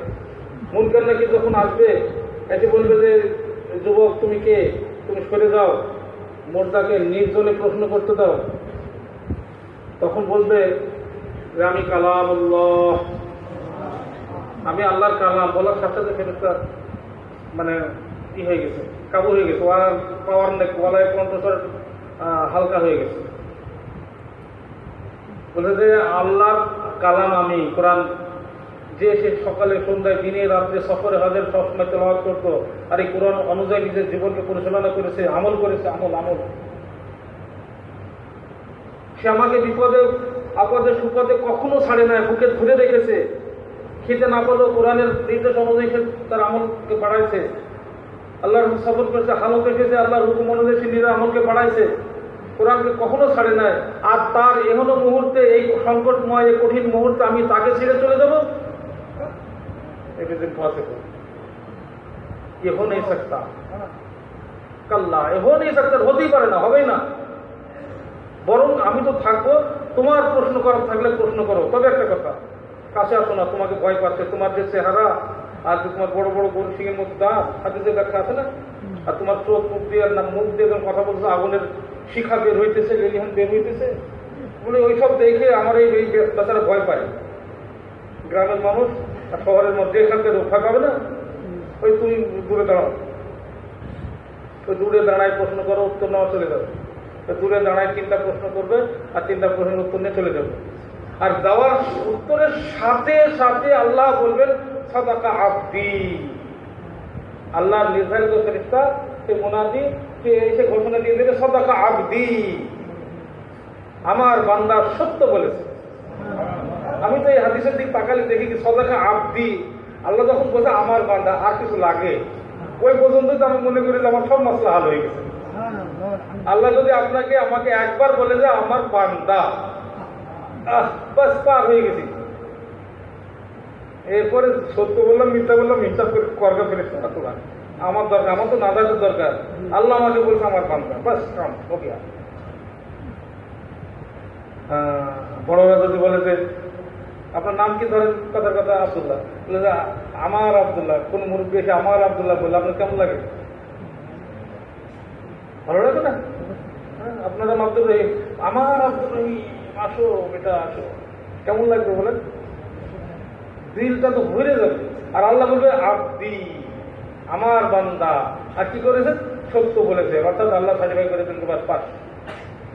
আর সাথে সাথে আল বিসু মিনাল জান্নাহ, আল্লাহু আকবার, ওয়াফরিশ ফিরাশাম মিনাল জান্নাহ, আল্লাহু আকবার, ওয়াফতাহ বাবাম মিন আবওয়াবিল জান্নাহ, আল্লাহু আকবার, ওয়াসিউ লাহু কবরাহু। এই ঘোষণা আসতে আছে যে জান্নাত থেকে বিছানা নিয়ে আসো, বিছানা ওয়াফরিশ ফিরাশ, বিছানা বিছায় দাও, আর জান্নাতি লেবাস নিয়ে আসো, পরায় দাও। আর জান্নাতের থেকে দরজা খিড়কি খুলে দাও, দরজা খুলে দাও, জান্নাতের দরজা ওখান থেকে সুগন্ধ মনোরম বাতাস আসতেছে। আবার বলে যে ওয়াসিউ লাহু কবরাহু, তার কবরকে উসাআত, প্রশস্ত করে দাও, প্রশস্ত দাও বিহাদ্দিল বাসার, এই দৃষ্টি যত দূর যায় অত দূর পর্যন্ত খুলেই দাও। দেখেছেন কবর 1 হাত 100 হাত, কে বলছে 100 হাত? আপনার দৃষ্টি যত দূর যাবে অত দূর। কিন্তু ওই যে ইমান আমল বানায় নেওয়ার কথা আছে, তাহলে কবর প্রশস্ত। আর তা না হলে হবে কবর যাইকুল্লাহু কবরা, উল্টাটা হবে, তার কবরকে তার জন্য সংকীর্ণ করে দাও, যাইকুল্লাহু কবরাহু, সংকীর্ণ করে, এত সংকীর্ণ হবে এদিক থেকে ওদিক ভেঙে যাবে। আর একটা আযাব আর একটা আযাব, মাওলানা ফারুক সাহেব বলতেন একই সাথে অনেকগুলি আযাব চলতে থাকে। যেমন চাপ, কবরের চাপ, অগ্নি প্রজ্বলিত করা হবে, আগুন জ্বালিয়ে দেওয়া হবে, বিষধর সাপের দংশন হতে থাকবে, ফেরেশতার হাতুড়ি, যদি ফেরেশতা মুনকার নাকি তাদের হাতে যে হাতুড়ি থাকবে, যে হ্যামারি যেটা মারবে যেটা দিয়ে, ওইটার ওজন সমস্ত পৃথিবীর জিন ইনসান মিলে উঠাতে পারবে না। তাহলে ওই হাতুড়ের পিটানি, আর এদিকে কবরের চাপ, এদিকে আগুন জ্বলতেছে, প্রচুর 4টি আযাব তো এখানেই হয়ে গেল একই সাথে। এরপরে খোদা পিপাসা ইত্যাদি ইত্যাদি তো আসতেই থাকবে, হইতেই থাকবে। দোস্তার বুজুর্গ যখন সুসংবাদ তার জন্য দিয়ে বলে তাকে এই দাও ওই দাও ওই দাও ওই দাও, ইমান আমল সুন্দর হবে দাও। আর ইমান আমল সুন্দর না হলে যে ভয়াবহ অবস্থাটা, ওটা আর আনছি না, বিপরীতটা হয়ে যাবে, এক কথা আমরা বুঝে যাবে। আমরা কি সুফলাফল পেতে চাই? দোস্ত সবাই পেতে চায়। আর ওই ফল পেতে হলে আমাদের ওই ফলের লাইনে আমাদের আগাইতে হবে। ইমানেও সুন্দর করতে হবে, নামাজকেও সুন্দর করতে হবে, নামাজকেও সুন্দর করতে হবে। হাদিসের মধ্যে আসতেছে যে ব্যক্তি উত্তম রূপে ওযু করলো, তারপরে নামাজের রুকু সিজদা যথাযথভাবে আদায় করলো, তার নামাজ নুরানি হবে, তাকে দোয়া দিতে থাকবে। আছে না হাদিসের মধ্যে? আল্লাহ সবাই বলতে আছে, মানে তালিমের কিতাবে পড়ি আমরা, ওইখানে দোয়াটা কি? হাফিজাকাল্লাহ কামা হাফিজতানি, আল্লাহ তোমাকে ওই রকম হেফাজত করুক যেমন তুমি আমাকে হেফাজত করেছো। নামাজ খুশি হয়ে নামাজ ওই নামাজিকে দোয়া দিতে থাকবে, দোয়া দোয়া দোয়া। আর যদি উত্তম রূপে উজু না করে, শুধু কোন রকম 4 ফরজ আদায় করে নিয়েছে, উত্তম রূপে হইল? ওখানে হাদিসের মধ্যে বলা হয়নি যে ব্যক্তি উজু করবে, বলা হয়নি উত্তম রূপে উজু করার কথা। উত্তম মেনই তো প্যাঁচ, এই প্যাঁচটা ওলামারা ছুটাই দেবে। উত্তম রূপে উজু করা অর্থাৎ আহসানাল উযু হইতে হবে, আহসানাল উযু অর্থাৎ আকরাব ইলাল সুন্নাহ, আকরাব ইলাল সুন্নাহ, সুন্নত অনুযায়ী উযুটা হইতে হবে, তবে ওটা উত্তম রূপে উযু। এরপরে যথাযথভাবে রুকু সেজদা এগুলো সুন্দরভাবে উত্তম রূপে আদায় করতে হবে। এই উত্তম দিয়ে তো পেঁয়াজ, তাহলে তো একটু কমর ঢোকালাম হয়ে গেছে, আর একটা মাথাটা মাটিটা দিলাম হয়ে গেল রুকু সেজদা, তা তো বলা হয়নি এখানে। যথাযথভাবে উত্তম সুন্দরভাবে তার কুচু কুচুর সাথে একেবারে সুন্দরভাবে তো রুকু সেজদা হইতে হবে। যখন সবগুলো সুন্দরভাবে হবে, ওযু সুন্দর হলো, রুকু সুন্দর, সেজদাও সুন্দর, তেলাওয়াত সুন্দর, সবগুলো সুন্দর হবে, তখন ওই নামাজ আমার জন্য দোয়া দিবে। আর অন্যথায় অর্থাৎ উত্তম রূপে উযু করে নাই, কোন রকম 4 ফরজ, যথাযথভাবে রুকু সেজদাও করে নাই, অর্থাৎ কোন রকম একটু ঢুকে গেছে আর একবার মাটিতে মাথা দিয়ে সেজদা হয়ে খেয়াল ধ্যান খেয়াল কোনো খবর নাই, কখনো দোকানে, কখনো ক্ষেত খামারে, কখনো হাটে বাজারে, যেমন খুশি তেমন করে আদায় করেছে, তো ওই নামাজ তার জন্য কি হবে? পুরাতন নেকড়া, পুরান নেকড়া, তাই তো, পুরাতন নেকড়া গোল করে জড়াই মুখে তার মুখে নিক্ষেপ করা হবে, ময়লা কাপড়, ময়লা নেকড়া। আর ওই নামাজ তাকে বদদোয়া দিবে, আর কি বলবে? দাইয়াকাল্লাহ কামা দাইয়াক্তানি, দাইয়াকাল্লাহ কামা দাইয়াক্তানি, আল্লাহ তোকেও যায় করুক, বরবাদ করুক, ধ্বংস করুক, যেমন তুই আমাকে ধ্বংস করেছিস, বরবাদ করেছিস। এখন দোস্ত বুজুর্গ ভাইও পুরো সাথে আমাদের এটা দেখতে হবে যে আমার নামাজ আমাকে দোয়া দিতেছে নাকি বদদোয়া দিতেছে। এটা ফতোয়া আপনাকে দিতে হবে, আর নিজের ফতোয়া নিজেকেই দেখতে হবে যে আমার নামাজ আমাকে দোয়া দিতেছে নাকি বদদোয়া দিতেছে। যদি বদদোয়া দেয় তাহলে তো আমাকে সজাগ হতে হবে, যাতে আমার নামাজ, আমার ওযু সুন্দর হয়, সুন্নত মোতাবেক ওযু হয়, সুন্দর থেকে সুন্দরভাবে উযু করে নামাজটাও সেইভাবে ধ্যান খেয়াল কুচু কুচু সুন্দর থেকে সুন্দরভাবে আদায় করব। এই জন্য ওলামায়ে কেরামের আশ্রয় নিব, তাদের সহবতে যাব, তিনাদের থেকে উযু শিখবো, নামাজ শিখবো, রুকু শিখবো, সিজদা শিখবো, সব শিখবো। শিখবো ইনশাআল্লাহ। এজন্যই বলা হয় তালিমের হালকায় ফাজাইলের এলেম, তো তালিমের হালকায় শিখবো, কিন্তু নামাজের যে মাসলা মাসাইলগত দিক, কবুলিয়াতের দিক, যে নামাজকে কবুল করাইতে হলে কোন দরজায় নিতে হবে, এই সমস্ত দিক নির্দেশনা করবেন, মুসলমানদের দিক নির্দেশনা কে করবেন বলেন? ওলামায়ে কেরাম। এই জন্য আমরা ওলামায়ে কেরামের শরণাপন্ন হবো, তেনাদের কাছে যাবো। এটা তো আমার দুনিয়ারও সমস্যার সমাধান হবে, আখিরাতের সমস্যার সমাধান হবে। যাবো তো ওনাদের কাছে। দোস্ত, নামাজ সুন্দর হয়ে গেলে তার বেদের সমস্ত আমল সুন্দর হয়ে যাবে। হাসরের ময়দানে প্রথমে নামাজের হিসাব, নামাজ সুন্দর, অন্যান্য আমলগুলো সুন্দর বলে বিবেচিত হবে। আর যার নামাজ খারাপ, নামাজ ধরা পড়বে, আব্বুল মাইয়াসিবু বিহিল আব্দুল ইয়ামাল কিয়ামা as-সালাহ, যে সালাত সালাদা সাইরু আমালি, যদি ওটা ভালো হয় তো তার সব আমল ভালো। ওইটা ফাসাদা যদি নষ্ট হয়, খারাপ হয়, বরবাদ হয়, তো ফাসাদা সাইরু আমালি, তার সমস্ত আমলই বরবাদ বলে, নষ্ট বলে, খারাপ বলে বিবেচিত।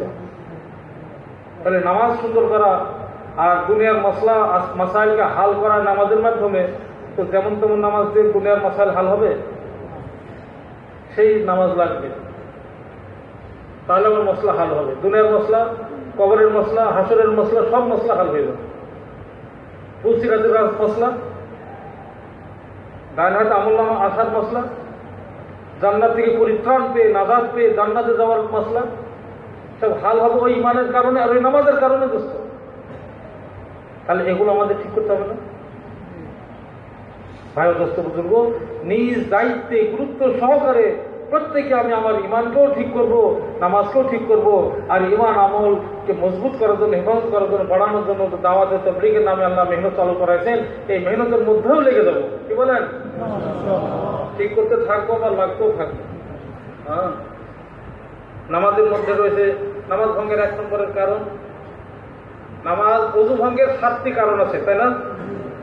অনেকেই নুরানি শিক্ষায় হয়তো অনেকে শিক্ষিত হয়েছেন, পড়েছেন, কিতাবে দেখেছেন, বা ওলামা থাকে যারা তার লোক রাখেন, তারা জানেন যে নামাজ ওযু ভঙ্গের কারণ 7টি, এই 5 আর 2 7। আর নামাজ ভঙ্গের কারণ হলো 19টি। মাশাআল্লাহ, অনেকেই জানেন, আলহামদুলিল্লাহ, অনেকেই সাউন্ডে দেখেছে 19টি। 1 নম্বরের কারণ কি জানেন? সবাই জানে, দেখছে, অশুদ্ধ কোরআন। অশুদ্ধ তেলাওয়াত করবো, অশুদ্ধ কোরআন পড়বো নামাজের মধ্যে কোরআন পড়া ফরজ না? ফাকরাউ মা তায়াসসারা মিনাল কোরআন, কোরআনে যেখানে থেকে সহজে পড়ি, কি পড়তে তো হবে, ফরজ তো। দোস্ত বুজুর্গ, ওয়ারাতিল কোরআন তারতিলা, সুন্দর করে পড়ার কথা আল্লাহ তাআলা বলেছেন। সেজন্য আমাকে শিখতে হবে কোরআন, তা নাহলে নামাজও হবে না, নামাজই হবে না। তাহলে আমি কি করে নামাজ পাবো, কি করে ওই সুসংবাদ পাবো? ফেরেশতা এসে আমাকে আপ্যায়ন করবে আর ভালোভাবে নিয়ে যাবে, আর কবরের মধ্যে কোনো সমস্যা নাই, আসরের ময়দানে কোনো সমস্যা নাই। তাহলে ওরা শিখতে হবে, শিখে নামাজকে ভালো বানাতে হবে, ইমানকে মজবুত করতে হবে, সুন্দর করতে হবে। এই শিক্ষার জন্যই দাওয়াত তাবলীগের মেহনতে গিয়ে মৌলানা মুফতি রহমাতুল্লাহ বলতেন যে ইলম ও জিকির রাখাই হয়েছে এজন্য যে মানুষের মধ্যে তলব পয়দা হবে, সচ্চি তলব, দিল মে দিন কি সচ্চি তলব পয়দা করনা। এই দিলের মধ্যে দিনের সচ্চি তলব, সহি তলব, শুদ্ধ তলব, ভালো তলব, আগ্রহ পয়দা করা। তালমে হালকার বসে তো সব শিখে ফেলবেন না, কিন্তু আগ্রহ পয়দা করতে পারবেন। চিল্লা দিয়ে এক চিল্লা দিলে কি মুহাদ্দিস সাহেব হয়ে যাবেন না মুফতি সাহেব হবেন? কিন্তু আগ্রহ তো হবে। আগ্রহ হলে তো আপনি মুহাদ্দিস সাহেব আর মুফতি সাহেবের কাছে তাল্লুক রেখে আপনি বিভিন্ন জিনিস জানতে থাকবেন, জানতে পারবেন, শিখতে পারবেন। শেখা যাবে না? শেখা যাবে। দোস্ত বুজুর্গ ভাইও, এই জন্য কোরআনকে সুন্দর করে পড়তে হবে। হ্যাঁ, অর্থ আপনি কোরআনের অর্থ জানলে তো ভালো, নুরুন আলা নূর, কিন্তু যদি অর্থ না জানেন তাহলে পড়া যাবে না, এমনকি নয়। যেমন একদম গোমরা এরকম বলে যে না বুঝে তেলাওয়াত করলে এটা ওয়াজিব তরকের গুনাহ হয়ে যাবে। আমি বলি কি জানেন, যে লোকটা বলেছে সে লোকটাও ওয়াজিব তরকের গুনাহ করতেছে। কেমন করে? ছোট্ট একটা হাদিস আপনাদের সামনে বলি। রাসূলুল্লাহ সাল্লাল্লাহু আলাইহি ওয়াসাল্লাম বলেছেন, যার মর্মার্থ ভাবাংশ এতটুকু এইরকম যে প্রত্যেকটা কোরআনের এক একটা অক্ষর পাঠ করলে 10 টাকা নেই। আমি এটা বলছি না যে আলিফ লাম মিম একটা অক্ষর, বরং আলিফের একটা অক্ষর, লামের একটা অক্ষর, মিমের একটা অক্ষর। আবার আরেকটু আগে গিয়ে লিখতেছে যে আলিফ লিখতে 3 অক্ষর লাগে, আলিফ লাম ফা, আলিফ লাম। লাম লিখতেও 3 অক্ষর লাগে, লাম আলিফ মিম। মিম লিখতেও 3 অক্ষর লাগে, মিম ইয়া মিম। তাহলে 3 3 3 9টা অক্ষর হয়ে গেছে। তাহলে এক আলিফ লাম মিম বললে 90টি নাকি? কারণ 9টা অক্ষর পড়লাম। কথা বুঝে এসছেন? এইবার বলেন, যে ব্যক্তি বলবে যে না বুঝে পড়লে ওয়াজিব তরকের গুনাহ, এটা কোরআন শরীফের আয়াতের মধ্যে কি না? আলিফ লাম মিম, হা মিম এগুলো আছে না? এর অর্থ কি? যে বলে দিতে পারবে? কোন মুফাসসির পারবে? কোন মুহাদ্দিস মুফতি সাহেব কেউ পারবে? মুহাদ্দিসরা সাহেবরা তো দেখে আল্লাহু রাসূলুহু আলাম বিসাওয়াব, আল্লাহু আলাম বিসাওয়াব, আল্লাহু আলাম বিসাওয়াব, আল্লাহু আলাম বিহাকিকাতিহি, এরকম বিভিন্ন শব্দ দিয়ে আগে চলে যায়। আল্লাহু আলাম বিমুরাদিহি, এক একটা কথা এক একটা মুফাসসিররা লিখে চলে যাচ্ছে। ওর অর্থকে করতে দুঃসাহস দেখায় না, জানেও না, করেও না। তো তাহলে যে বলতেছে যে না বুঝে পড়লে গুনাহ হবে ওয়াজিব তরকে, তাহলে কোরআন শরীফের এগুলো বাদ দিয়ে পড়তে হবে, নাহলে পড়লি গুনাহ। আর এটা এগুলো বাদ দেন, যদি হরুফে মুকাত্তাআত যত আছে বাদ দিয়ে দেন, তাহলে কোরআন খতম হবে? তারাবির মধ্যে যে খতম করেন, হবে খতম?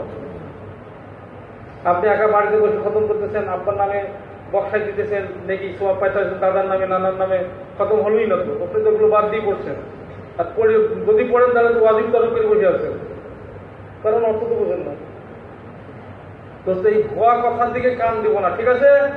এটা মতো বাজে কথা দিয়ে কান না দিয়ে পড়বেন। ওলামায়ে কেরাম বলতেছেন এক একটা অক্ষরে 10 টাকা নেকি, রাসূলুল্লাহ সাল্লাল্লাহু আলাইহি ওয়াসাল্লাম বলেছেন 10 টাকা নেকি পড়তেই থাকে। সুসংবাদ আরো শুনে রাখেন, যদি নামাজে দাঁড়িয়ে দাঁড়িয়ে পড়েন এক একটা অক্ষরে 100টা নেকি পাবেন। সুবহানাল্লাহ। যদি বসে পড়ে দাঁড়িয়ে না পড়ে, অনেকে হালকি নফল বসে পড়ি বেতের পরে, বসে পড়াও সুন্নত হালকি নফলের ব্যাপারে, কিন্তু নেকির ব্যাপারে বসে পড়লে 50টা নেকি পাবেন।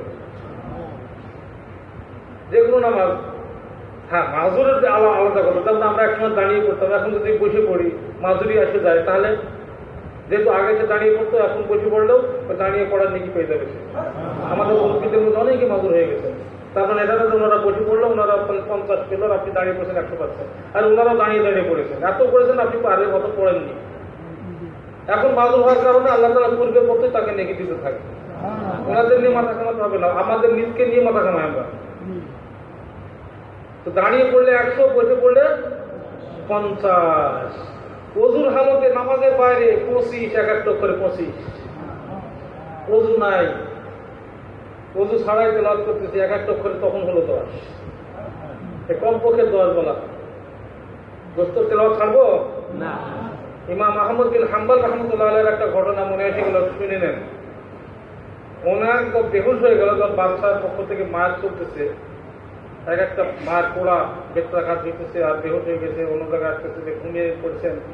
তো ওই ঘুমের মধ্যে অথবা এই বেহুশ অবস্থায় যে ঘুমিয়ে, ওর মধ্যে আল্লাহর দিদার, আহমদ বিন হাম্বল রহমতুল্লাহ আলাইহি দিদার দর্শন হয়ে গেছে আল্লাহ তাআলা। আর দর্শন হওয়ার সাথে সাথে প্রশ্ন করে ফেলছে, বিমা ইয়াতাকাররাবুল আবদু ইলাইকা ইয়া আল্লাহ, ইয়া আল্লাহ, কোন জিনিসের দ্বারা, কোন আমলের দ্বারা আপনার নৈকট্য বেশি থেকে বেশি লাভ করতে পারে বান্দারা? প্রশ্ন, উত্তর আল্লাহ তাআলা সঙ্গে থেকে বলছেন, ক্বালা ইয়াতাকাররাবুল আবদু ইলাইকা বিতিলাওয়াতিল কুরআন। কোরআনে পাকের তেলাওয়াতের মাধ্যমে আমার নৈকট্য লাভ করতে পারে বান্দারা বেশি। সঙ্গে সঙ্গে একটা প্রশ্ন করলেন, যেটা 1918 সালের উত্তর। আগে উত্তর ছিল, এখনো হয়েছে, কেমন কোন উত্তর হবে। তার মধ্যে বিশেষ করে যে ফেতনা খাড়া হয়েছিল 1918 সালে, ওইটার উত্তর বিগাইরি ফাহমিন আও বিগাইরি ফাহমিন, ইয়া আল্লাহ বিফাহমিন আও বিগাইরি ফাহমিন, বুঝে পড়লে নাকি না বুঝে পড়লে? প্রশ্নটা বুঝে আসছে? যে আল্লাহ পড়লে তো পাবে, তোমার নৈকট্য লাভ হবে, নেকিও হবে, সেটাকে বুঝে পড়া লাগবে শর্ত, নাকি না বুঝে পড়লেও হবে? ভালো প্রশ্ন না ভাই? ভালো প্রশ্ন না? আমার আপনার সবার জন্য সুন্দর একটা প্রশ্ন, উত্তর আল্লাহু আকবার। আল্লাহ তাআলা বলছেন বিফাহমিন আও বিগাইরি ফাহমিন, ও বুঝে পড়ুক চাই না বুঝে পড়ুক। সুবহানাল্লাহ। ইয়াতাকাররাবুল আবদু ইলাইকা বিফাহমিন আও বিগাইরি ফাহমিন, বাস খালাস। যে বান্দা আমার নৈকট্য লাভ করবে এই তেলাওয়াতের দ্বারাতে, সে বুঝে পড়ুক অথবা না বুঝে পড়ুক। উত্তর হলো? তাহলে তেলাওয়াত করবো তো ইনশাআল্লাহ। হযরত ইনামুল হাসান সাহেব রহমতুল্লাহ বলতেন, হাফেজ সাহেবরা রোজানা তেলাওয়াত করবে 3 পারা, আর যারা গায়ের হাফেজ আছি আমরা, তারা রোজানা 1 পারা। আর বলে হুজুর অত তো পাস না, তো একবারে নাকি? সারাদিন আপনি এখন 1 পৃষ্ঠা পড়লেন, আরেকবার 1 পৃষ্ঠা, ফাঁকে ফাঁকে যখন যখন ফাঁক পান, সারাদিন 24 ঘন্টা মিলে আপনি 1 পারা করেন। আর হয় নাই আধা পারাই হোক, হিম্মত হারাবেন না, আধা পারাই হোক না, তাহলে আস্তে আস্তে বাড়বে। আরে কুয়াপাড়া হচ্ছে, কুয়াপাড়া 1/4, 4 ভাগের 1 ভাগ হয়েছে। সারাদিন ধরে 4 ভাগের 1 ভাগ পড়া যায় না, কোন তো? হ্যাঁ ও ভাই, ইচ্ছা থাকলে হয়, নাকি বলেন? আর ইচ্ছাই যদি না করে, মনন না করে, কোনোভাবে হয়ে যাবে। ইচ্ছা থাকা যায়, সদ ইচ্ছা, তৌফিক চান। দেখেন কুয়াপাড়া করতেছেন 5 পাতা, তো 5 পাতা পড়ার পরে আস্তে আস্তে পড়তেছেন, আর তৌফিক চান, দোয়া চান, দেখবেন যে পরের মাসে 6 পাতা হয়ে গেছে, তারপরে 7, তারপর হয়তো 1/2 পারা হয়ে গেছে, তারপরে আর এক সময় দেখবেন 3 পোয়া পারা হয়ে গেছে, আর এক সময় দেখবেন যে হ্যাঁ 1 পারা তো পাচ্ছি।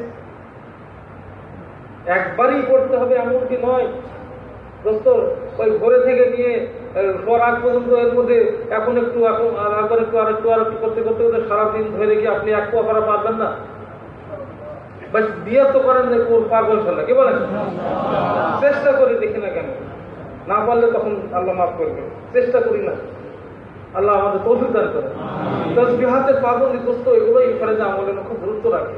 আমাদের বড়রা 600 বছরের মধ্যে তাসবিহাতের পাবন্দি একটা রাখছে, সকাল সন্ধ্যার তাসবিহাতের পাবন্দি গুরুত্ব সহকারে কিন্তু আদায় করতে থাকে। আর একরাম, সমস্ত মানুষের সাথে আচরণ, আমার ব্যবহার, আমার ভালো হওয়া লাগবে সমস্ত মুসলমানের সাথে।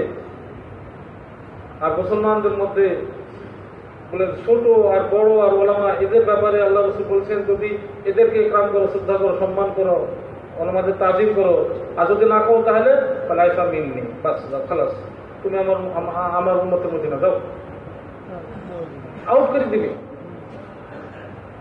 এই ফতোয়াটা কোনো মুফতি সাহেবের ফতোয়া না, রাসূলুল্লাহ সাল্লাল্লাহু আলাইহি ওয়াসাল্লামের ফতোয়া। তাহলে আমাকে ছোটদের স্নেহ করতে হবে। যদি ছোটদের স্নেহ না করেন তাহলে ওই ছোটরা আপনাকে শ্রদ্ধাও করবে না, জেনে রাখেন।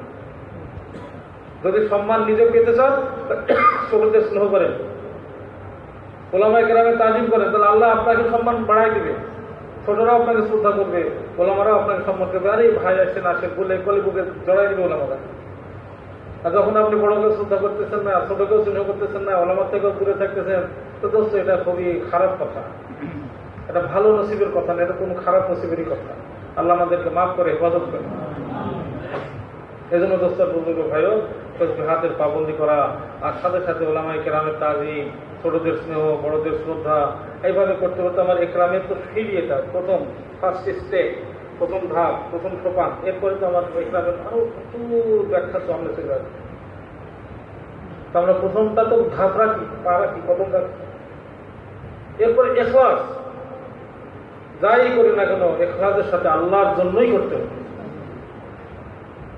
যদি নিয়ত ঠিক না করি, এক ব্যক্তি ওযু করলো, ঠান্ডা শীতকাল, এই দেখুন শীত আসতেছে, আস্তে আস্তে আরো শীত হবে। ট্যাপের পানি বা হাউজের পানি ঠান্ডা হয় না, টিউবওয়েলের পানি একটু গরম লাগে। আসলে টিউবওয়েলের পানি কেউ আগুন দিয়ে গরম করে খায় না, ও তার স্বাভাবিক যে টেম্পারেচার তাই আছে, বাইরের বেশি শীত, সেজন্য ওটাকে গরম মনে হয়। তো আমরা মনে করি টিউবওয়েলের পানি গরম, যাবো ওখানে ওযু করো। তো যাই হোক, যে ভালো বুঝে, এত ঠান্ডা পানিতে ওযু করলে, নামাজ পড়ছেন, কিন্তু এই ওযু করে যদি সে নিয়াত না করে, তার ফরজ আদায় করে চলে আসে, নিয়াতও করে নাই, তো সওয়াব পাবে না। জানি রাখেন, লা সওয়াবা ইল্লা বিন্নিয়াত, সওয়াব নাই। ওযু হয়ে গেছে, নামাজও হবে, কিন্তু নেকি, ওযু করার যে একটা নেকি পাইল না। এই জন্য যে বলছিলাম না প্রথমে হাদিসের ব্যাখ্যায়, যে আহসান তরিকায় ওযু, ওর মধ্যে নিয়াত আছে, ওর মধ্যে আপনার ওই আছে, মেসওয়াক আছে, ওর মধ্যে বিসমিল্লাহ বলা আছে, ওই সব সুন্নত তরিকায় ওযু সব আছে ওর মধ্যে। আহসান ওযু মানে কিন্তু সব আছে ওর মধ্যে, ও নিয়াতও আছে ওর মধ্যে। তো দোস্ত, ওযুর মধ্যে নিয়াত করবো তো ইনশাআল্লাহ, কষ্ট করে ওযু করবো, আর যদি নিয়াত সওয়াবটা না পাই, এটা কেমন লাগবে বলেন তো? কিন্তু আমরা ভাবি না, রে ছোট তোমার সুন্নত, আরে ওযু তো হয়েছে, নামাজ হয়ে যাবে, চলো চলো চলো। হ্যাঁ ঠিক আছে ভাই, নামাজ হয়ে যাবে, নামাজ হয়ে যাবে গান, কিন্তু ওযুর যে একটা ফজিলত, ওযুর যে একটা লাভ, একটা নেকি, এটা তো বঞ্চিত। এজন্য নিয়তের ব্যাপারে খুব সাবধান, সব সময় খেয়াল রাখতে হবে। বিবির মুখে একটা নেকি, একটা লুম্পা উঠাই দিয়েছে, নেকি পেয়ে গেছে, কিন্তু নিয়তটা ঠিক থাকতে হবে। মহব্বতের সাথে, মুসলমানের সাথে একটু হেসে কথা বলেছেন, সাদাকা, লাকা সাদাকা, আপনার জন্য সাদাকার নেকি হয়ে গেছে। এটা মনের মধ্যে খালি একটু নিয়তটা ঠিক রাখতে হবে, যে আমি এটা করলে আল্লাহ খুশি হবে, আমার নেকি দিবে। যদি ইমান হারা হয়, তার সারাদিন সকাল থেকে সন্ধ্যা পর্যন্ত খালি হাসতেই থাকে, কোনো নেকি পাবে? সবাই বলবে পাগল, নেকি পাবে না, একটা লকব পাবে, একটা ডিগ্রি পাবে, কি পাগলের, সব সারাদিন খেলে হাসে। কিন্তু ইমানওয়ালা ইমানের সাথে, আল্লাহ রাজি খুশির জন্য মুসলমানের সাথে একটু হেসে কথা বলেছে, সাদাকা, সাদাকার নেকি পেয়ে গেছে। আল্লাহু আকবার। ভাই কেমন আসুন বললেন, নেকি পেয়ে গেছেন, সওয়াব হয়ে গেছে, তাই না? মুসলমানের খোঁজ খবর নিচ্ছে। তো দোস্ত বুজুর্গ ভাইও, ইখলাস খুবই গুরুত্বপূর্ণ। আমার দৌড় হবে ইখলাস আল্লাহর জন্য, আমার 5 কাজ হবে কার জন্য? আল্লাহর জন্য। আল্লাহর জন্য। আমার গাছ, আমার তালিম, আমার 2.5 ঘন্টা, আমার 3 দিন, সব কিছু আল্লাহর জন্য হবে। ঘরের তালিম আল্লাহর জন্য, ঘরের মধ্যে যে তালিম করছি বিবি বাচ্চা নিয়ে, আল্লাহর জন্য। মসজিদে তালিম করতেছি, তালিমে বসতেছি, আল্লাহর জন্য। আমির সাহেবকে দেখানোর জন্য না, আমির সাহেব আমি 5 কাজ করে আসলাম, আমি দৌড়ধুপ করে আসলাম, আমি 2.5 ঘন্টা মেরে আসলাম, বাহাদুরি ফোটানি, দোস্ত কিচ্ছু নেই, কর আল্লাহর জন্য করতে হবে। করবো তো ইনশাআল্লাহ। আমার নামাজ হবে আল্লাহর জন্য, আমার সাদাকা হবে আল্লাহর জন্য। একটা হাদিস আসতেছে, মান সাল্লা ইউরাই ফাকাদ আশরাকা, ওয়া মান সামা ইউরাই ফাকাদ আশরাকা, ওয়া মান তাসাদ্দাকা ইউরাই ফাকাদ আশরাকা। 3টা বড় বড় জিনিস, নামাজ, রোজা, আর দান খারাপ, বড় বড় জিনিস না। যদি এগুলো রিয়াকারী হয়, লোক দেখানোর জন্য যে ব্যক্তি নামাজ আদায় করলো সে ব্যক্তি মুশরিক হয়ে গেল, নাউযুবিল্লাহ। মুশরিক হয়ে গেছে, ফার্স্ট টেন্স মাঝে শিখা। যে ব্যক্তি লোক দেখানোর জন্য রোজা রাখলো, ফাজাল আমলের মধ্যে আপনারা পড়েছেন না, যে ব্যক্তি লোক দেখানোর জন্য রোজা রাখলো সেও মুশরিক হয়ে গেল। যে ব্যক্তি লোক দেখানোর জন্য দান খায়রাত সাদাকা করলো, খুব মানুষকে দিল, সেও মুশরিক হয়ে গেছে। দোস্ত বুজুর্গ, শুধু যদি মুনতাখাব হাদিসের মতো শুধু নিরেট সলিড খালি হাদিস থাকে, তাহলে তো এই হাদিস পড়ে পড়ে এক একজনের মুহাদ্দিস সাহেবকে অপব্যাখ্যা করে নিজেও গুমরা হবে, মানুষকে গুমরা করে ছাড়বে। আর যদি ফাজাইলে আমলের কিতাবে তালিম করে, তাহলে ওর মধ্যে এই হাদিস খানো আছে, ব্যাখ্যাও আছে, তাহলে সে পথ পাবে। আরও তার দ্বারাতে শত শত মানুষ পথ পাবে, পথ রাস্তা পাবে, গুমরাই হবে না, গুমরা হবে না। আমাদের মাশায়েখরা, আমাদের বড়রা তো এমনি ফাজাইল আমলের তালিম করতে বলেন। আর যখন মুক্তাসার ব্যাখ্যাও নাই, ব্যাখ্যা মানে ফায়দা, ওই ফাজাইল আমলের মধ্যে তো ব্যাখ্যা লেখা নেই, ফায়দা লেখা আছে, ওটাই সংক্ষিপ্ত ব্যাখ্যা। দোস্ত বুজুর্গ, এই যে যদি রিয়াকারী লোক দেখানো নামাজ পড়ছে, তাহাজ্জুদ পড়তেছে, তো মুশরিক হয়ে যাচ্ছে, তাহলে আমার নিয়াতকে ঠিক করতে হবে কিনা? আমার নিয়াতকে ঠিক করতে হবে, আমাকে ঠিক করতে হবে। এই নিয়াতকে ঠিক করা মানে হলো ইখলাস। আর এই জন্য এর নাম হলো 5 নম্বর নাম হলো তাসহিহ নিয়াত। নিয়াতকে সহি করা, শুদ্ধকরণ, নিয়াত পরিশুদ্ধ, শুদ্ধ থেকে পরিশুদ্ধকরণ, সেটা হলো 5 নম্বর। যখন নিয়াত শুদ্ধ থেকে পরিশুদ্ধ হয়ে যাবে, যেটা হাসিল হবে, সেটার নাম হলো ইখলাস, সেটার নাম হলো ইখলাস। দোস্ত, এটা বিনা মেহনতে হবে না। এই জন্য 5 নম্বরের উপরে বিশেষভাবে মেহনত করতে হবে আমাকে, বিশেষভাবে মেহনত করতে হবে আমাকে, যাতে আমার মধ্যে এই সিফত আসে, আমার মধ্যে এই সিফত আসে।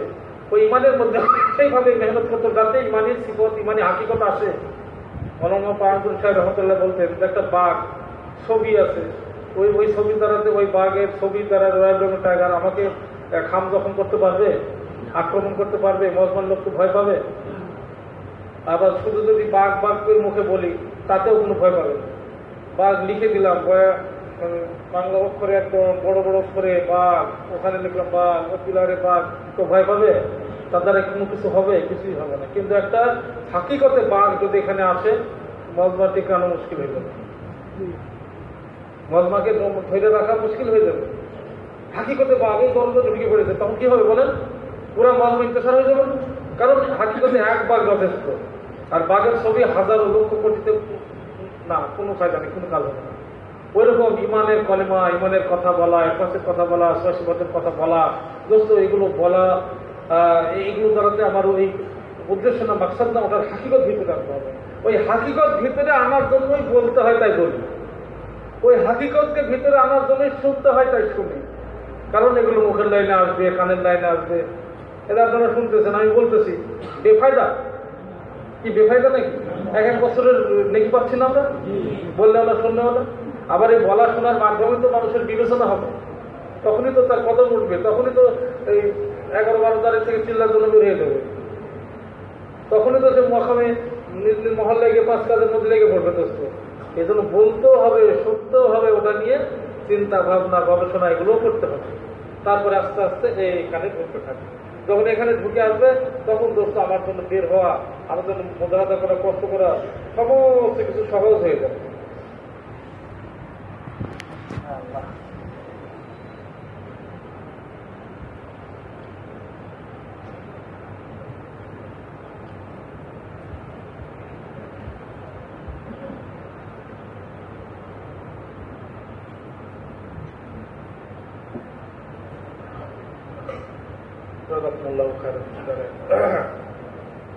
তো ভাই ও দোস্তর বুজুর্গ, এরপরে আসতেছে 6 নম্বর, 6 সিফত, 6ষ্ঠ নম্বর, খুরুজ ফি সাবিলিল্লাহ, আল্লাহর রাস্তায় বের হয়ে যাওয়া।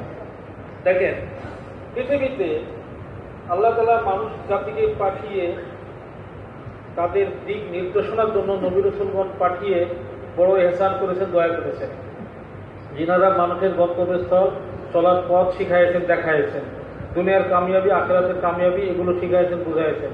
মান জুহজি আনিন নার ওয়া উদখিলাল জান্নাহ ফাকাদ ফাজ, যে জাহান্নামের পথ থেকে বেঁচে গেল আর জান্নাতের পথে উঠে গেল, চললো, সেই ব্যক্তি কামিয়াব হয়ে গেল।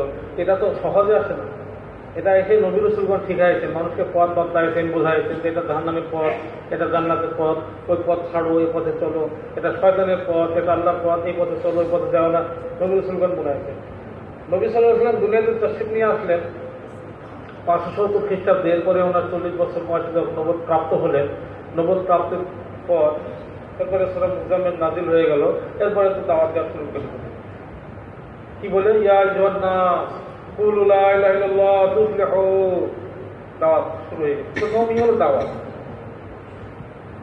মক্কার অলি গলি এখানে সেখানে দাওয়াত দিতেছে। একদিন দাওয়াত দিতে যে খাওয়ার খবর নাই, এমনি তো বাড়িতে খাবার দাবারের একটু সংকীর্ণতাই ছিল। তারপরেও ফিরে এসে তো সময় মতো খাবার তুললেন। বেলা টাইম হয়ে গেছে, অনেক বেলা। তো মেয়েরা করতেন কি, ওনার তো ছেলে ছিল না, মেয়েরাই এই খাদ্য খাবার নিয়ে পাত্রে পানি নিয়ে খুঁজতেন। কোনো সময় জানাব রাদিয়াল্লাহু তাআলা আনহা, ওনারও রেওয়ায়েত আছে এরকমই, ফাতেমা রাদিয়াল্লাহু তাআলা আনহার রেওয়ায়েত, ওটাই শুনে গেল। উনি যাই দেখেছেন আব্বাজানকে খুঁজে পাওয়া যাচ্ছে না, অলি গলি দিকে দিকে ঘুরে বেড়াচ্ছেন। তখন তো নির্ধারিত সুন্দর রাস্তা ছিল না, পিচ ঢালা। তখন তো এলোমেলো রাস্তা আর পাথর বিক্ষিপ্ত আকারে ছড়ানো ছিটানো, আর অনেক পাহাড় ছিল। এখন তো পাহাড় কেটে কেটে সব সাফ করে দিয়েছে, আর রাস্তাগুলো পিচ ঢেলে একেবারে এমন সুন্দর করে দিয়েছে, খালি পায়ে হাঁটতেও আপনার সমস্যা নেই। আর একটু পরপরই পরিষ্কার হচ্ছে, ক্লিনাররা সবসময় সাফ করতে, মেশিন লাগায় সাফ করছে, এ করে সে করে একদম সুন্দর। তা ছিল না তখন, নিট অ্যান্ড ক্লিন ছিল না। তো এই পাথরের মধ্যে দিয়ে বিক্ষিপ্ত ছড়ানো ছিটানো পাথর, রাস্তা নাই, এখানে সেখানে হাইটে হাইটে গাছ করতে, দাওয়াত দিতে বড় কষ্ট হতো। হইতে হইতে সবাইকে কথা শুনতে, দাও তো শুনছে না। তো কেউ তাকে পায়ের নিচে কাঁটা বিছাইছে, কেউ কাশ থুতু মারতেছে ওই মুখ চেহারায়। সহ্য করা যায় কোন? তো মশাবাসী যার শরীরে বসতে সাহস না করতো না, ফেরেশতারা যার কাছে ছোট হয়ে যেত। আজরাইল ফেরেশতা জান কবজ করার সময় যখন আসবে, ঘটনাটা শুনেন। জিবরাইল আলাইহিস সালাম আগে আসতেছেন অনুমতি নেওয়ার জন্য। ইয়া রাসূলুল্লাহ, আল্লাহ আপনার কাছে পাঠাইছে। সালাম দেওয়ার পরে আসসালামু আলাইকুম বলে সালাম দিয়ে তারপরে কথা, আল্লাহ আপনার কাছে পাঠাইছেন, কি খবর? তোমরা যে আল্লাহ আপনাকে জানতে চেয়েছেন যে আপনি কি যেতে চান নাকি আরো থাকতে চান। এই কথাবার্তা হয়ে বললাম, না আমি তো যেতে চাই, কিন্তু আমার উম্মতের কি হবে? তাহলে আমি জিজ্ঞাসা করে আসি। আবার চলে গেছে, আবার জিজ্ঞাসা করে, হ্যাঁ আল্লাহর সাথে কথা হয়েছে বলে অসুবিধা নেই, আমি দায়িত্ব দিচ্ছি তোমার উম্মতের। আপনার উম্মতের দায়িত্ব আল্লাহ বলছে আমি নিয়ে নিচ্ছি। তা আল্লাহ রাসূল বলেন তাহলে চিন্তা নেই, সমস্যা কাজ দিতে পারে। এর মধ্যেই ফেরেশতা আজরাইল আসতেছে, বাইরে থেকে সালাম দিচ্ছে। সালাম দিয়ে বলতেছি, ইয়া রাসূলুল্লাহ আসতে পারি? কে? আজরাইল। আসো। তাহলে আল্লাহ পাঠাইছেন, আপনি যদি বলেন তাহলে নিব, না হলে নেব না। আপনার আমার কাছে জিবরাইল আর আজরাইল এসে অনুমতি চাবে নাকি? কার কাছে চেয়েছে? পৃথিবীর ইতিহাসে নাই। ওই একই ব্যক্তি রাসূলুল্লাহ সাল্লাল্লাহু আলাইহি ওয়াসাল্লাম তার কাছে আসছে, অনুমতি নিয়েছে, তারপরে ঢুকতে দিতে। তারপরে যেভাবে চেয়েছেন ওইভাবেই খুব সুন্দরভাবে আল্লাহর পেয়ারা হয়ে গেছেন, আল্লাহর কাছে সাক্ষাৎ, আল্লাহর দিদারে আল্লাহর কাছে চলে গেছেন, আল্লাহর আরশে আজিমে চলে গেছেন। দোস্ত বুজুর্গ, তো সেই রাসূলুল্লাহ আমাদেরকে এতিম করে ছেড়ে যান নাই। উনি দাওয়াতের মেহনতের উপরে উঠায়, জিম্মাদারি দিয়ে, বুঝায় উনি দুনিয়া থেকে গেছেন। আর এই বুঝাবে কে?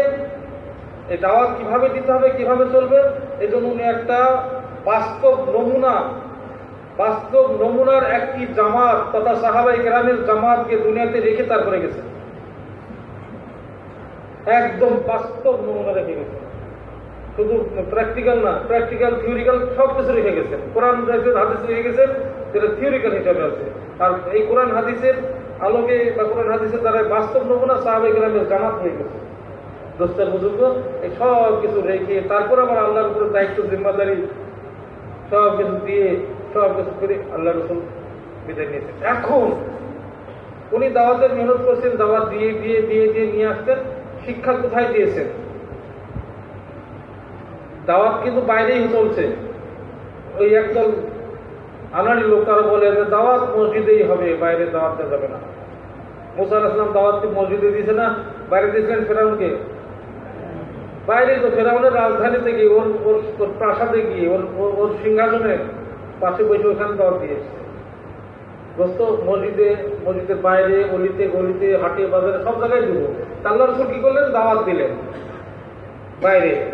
আর এরপরে শিক্ষা তালিম কোথায় হয়েছে? দারে আরকাম, তখনকার মাদ্রাসা দারে আরকাম।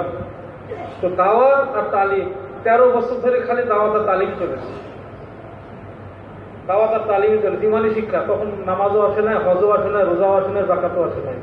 ইসলামের বিধিবিধান খুঁটিনাটি পরে আসছে। 13 বছর শুধু ইমানি দাওয়াত হয়েছে, দাওয়াত ইমান শিখাইছেন আর ইমানি দাওয়াত দিয়েছেন। এরপরে বাজারের জিন্দগিতে এসে এবার ইমানের সাথে সাথে আমল, আখলাক, হজ, ইমানিয়াত, মুআমালাত, মুআশারাত, আখলাক সব শিখাইতেছে, ইবাদত সবই শিখাইতেছে। তো প্রথম পাঠশালা হলো দারে আরকাম। এখনো এই বিশ্বেও মেহনত যখন হবে দোস্ত, মেহনত সাথে দাওয়াত আর তালিম, দাওয়াত আর তালিম, তালিম আর দাওয়াত সাথে সাথেই চলবে। এজন্য ওলামায়ে কেরামদের সাথে নিয়েই চলবো, ওনাদের সাথেই চলবো, ওনাদের সারপ্রস্তির মধ্যেই চলবো। কি বলে চলবো তো? ওনাকে বলবো যে ওনাদের দরকার নেই, আমাদের সাথে 2-1 আলেম থাকতে হবে, কথা আমাদের সাথে আলেম আছে, এরকম কথা বলবো না। না, এটা বিভ্রান্তিমূলক কথা, বিভ্রান্তিমূলক কথা। দোস্তার বুজুর্গ তালিম, তাবলীগ, দাওয়াত, আগে দাওয়াত দিয়ে নিয়ে আসছেন, তারপরে দারে আরকামের শিক্ষা হইতেছে, শিক্ষা তালিম হইতেছে, ইমানি শিক্ষা হইতেছে। তো দোস্তার বুজুর্গ আমাদেরকেও এইরকম ভাবে ওই জিম্মাদারি আদায় করার জন্য রাসূলুল্লাহ সাল্লাল্লাহু আলাইহি ওয়াসাল্লামের উম্মত হওয়ার কারণে যেমন পুরা সুন্নতকে আমাদের আঁকড়ে ধরতে হবে, সে অনুযায়ী চলতে হবে। সাথে সাথে রাসূল সাল্লাল্লাহু আলাইহি ওয়াসাল্লামের জিম্মাদারি, এই দাওয়াতের জিম্মাদারি ছিল, ওই জিম্মাদারি এখন পর্যায়ক্রমে আস্তে আস্তে আস্তে এখন আমার আপনার উপরে এসে গেছে। এই জন্য আমরা সবাই জিম্মাদারির সাথে আদায় করবো। কি বলেন? ইনশাআল্লাহ। যা করতে পারি না সেজন্য তওবা করব, যে আল্লাহ এতদিন ভুল করেছি, নেশাবি চিল্লাও ঠিক মতো দিতে পারি না, 5 কাজের মতো অনেক ত্রুটি হয়ে গেছে, এজন্য তওবা করব। তওবা করলে আল্লাহ মাফ করে দেন। তওবা করলে বনী ইসরায়েলের এক লোক, সে সমাজে খুব মন্দ কাজ করতো, সবাই তাকে ঘৃণা করতো। তো সবাই ঘৃণা করে সবাই যুক্তি করলো কি লোককে তাড়ায় দাও এখান থেকে। ওই লোককে মেরে ফেলে তাড়ায় দিয়েছে, জঙ্গলে চলে গেছে। বনী ইসরায়েলের সে লোক জঙ্গলে চলে গেছে। আর সাথে কিছু খাদ্য পানীয় ছিল, কয়েকদিন পরে খাদ্য পানীয় তাও শেষ হয়ে গেছে। আর গ্রামে গেলে তো লোকে পিটায় মেরে দিবে, কারণ তো মানে খুবই পাপী ছিল, শরাবি আর সে মানে কোনো পাপ নাই যা করে না। সমাজের লোক সবাই ঐক্য হয়ে তাকে বহিষ্কার করেছে শহর থেকে। এখন ওই জঙ্গলে পড়ে কি করবে না করবে করতে এর মধ্যে দেখে যে আল্লাহ আর তো বাঁচার কোনো পথ নাই। শেষকালে ও আল্লাহর সাথে সন্ধি করে ফেলেছে, অর্থাৎ আল্লাহর দিকে কাছে তওবা করছে, তওবা করে ক্ষমা চাইছে, তওবা ইস্তেগফার করে ক্ষমা টমা চাই, এইভাবে সন্ধি করে নিয়ে নিজেকে পাক পবিত্র করে নিয়ে এরপরে ওর মৃত্যু হয়ে গেছে। মৃত্যু হলে ওই সময় মুসা আলাইহিস সালামের জামানা, আল্লাহ তাআলা মুসা আলাইহিস সালামের কাছে ওহী পাঠায় দিলেন। আর পাঠাই দিয়ে বললেন যে আমার এক অলি, ওই যে দোস্ত অলি, দেখেছেন আমার অলি আমার জঙ্গলে পড়ে আছে, মুসা যাও তার জানাজা পড়াও আর দাফন কাফনের সুব্যবস্থা করো, আর ঘোষণা করে দাও তোমার বনী ইসরায়েলের মধ্যে সবাই যারা ওই জানাজায় শরীক হবে তাদেরকেও মাফ করে দেবো, জান্নাত দান করবো। আচ্ছা বলেন তো, এখানে যদি ঘোষণা হয়, আমার মতো মানুষ একটা নবী যদি ঘোষণা করতো, আপনারা উপস্থিত থাকতেন যে ওই জানাজায় গেলে সবারই মাফ হয়ে যাবে, জান্নাত পাবে, কেউ থাকতো? আরে মরিয়ার বাসি চলে যাবো, গাড়ি না বাইরে যাবে কি? তো দেশের লোক আর কেউ বাকি নেই। এই এলাকা যখন শুনেছে মাফ হয়ে যাবার জান্নাত, সব চলে গেছে।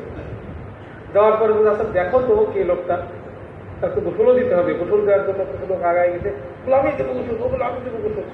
আপনার না অত লোক লাগবে না, 2-3 জন হলেই হবে, নানা লোক ভিড় করেন না, আপনারা পিছিয়ে আসেন। আল্লাহ বলি আল্লাহ ঘোষণা দিয়েছে, সবাই দেখতেও তো চায়। এরপরে যখন তাকে গোসল দেওয়ার পরে রাখা হয়ে যাবার পরে দেখছে সবার মাথায় হাত। প্রথমত মুসা আলাইহিস সালামের মাথায় হাত, প্রথমত মুসা আলাইহিস সালাম যখন তাই দেখছে যে অবস্থা, তখন বলছি আল্লাহ কি হলো, যাকে দেশের লোক মিলে আমরা তাড়াই দিলাম পাপি বলে, আর তাকে তুমি বলছো তোমার ওলি, আবার বলছো তার জানাজা যে বলবে তার মাফ হয়ে যাবে, এটা তো বুঝে আসলো না। তাহলে মুসা শোনো, দেখাও তোমার কমকে আর বলে দাও যে সে আমার সাথে সন্ধি করে নিয়েছে, আমার কাছে তওবা ইস্তেগফার করে একেবারে পাক সাফ হয়ে গেছে, এখন সেটা আমার ওলি হয়ে গেছে। এখন আর তোমাদের ওই লোক নাই, এখন আমার ওলি তোমার। সুতরাং আমার ওলির গোসল, কাফন, জানাজা, এরপরে দাফন, সব কাজ সম্পূর্ণ তুমি করবে মুসা, তুমি লিড দিয়ে করাও। সবাই তখন বুঝলো যে আরে আল্লাহ, এত বড় পাপি, তারও মাফ হতে পারে? হ্যাঁ, তারও মাফ হতে পারে। দোস্ত, তখন সবাই তো বা ইস্তেগফারের দিকে মনোনিবেশ করতেছে। আমরাও যদি আমরা ওদের জীবনে অনেক রকমের পাপ করছি, করি নাই? ফেরেশতা নাকি আমরা? মানুষই তো, ইচ্ছায় করেছি, অনিচ্ছায় করেছি, দাওয়াতের কাজে করেছি। এই জিম্মাদারি, দাওয়াতের কাজ আমার জিম্মাদারি আছে, এই কাজটা না করলে যে গুনাহ হবে এটাও তো ভাবি না। আবার এমনি সাধারণভাবে নামাজের মধ্যে কত ত্রুটি করছি, ওযু গোসলের মধ্যে কত ত্রুটি করছি, আচার আচরণে বিবি বাচ্চার সাথে, বাবার সাথে ব্যবহারের মধ্যে কত ত্রুটি করছি, বন্ধু বান্ধবের সাথে, প্রতিবেশীর সাথে আচার কত, এইগুলো সব শুধরাই নি, সব সুন্দর করে নিয়েছি, বলতে ইনশাআল্লাহ। আর ইস্তেগফার করে নিয়ে বলে আল্লাহ যা করার করছি ওটা মাফ করে দাও, আমরা আর করবো না, এখন থেকে আমি সুন্দর হয়ে ছয় সিফতের গুণ ভিতরে নিয়ে সেভাবে একদম মোবাল্লিক, একটা দায়ী আনা সিফত নিয়ে দায়ী যেভাবে মেহনত করতে হয় সেভাবে মেহনত করি। নিয়াত করতে পারি আমরা? এখন বলেন সামনে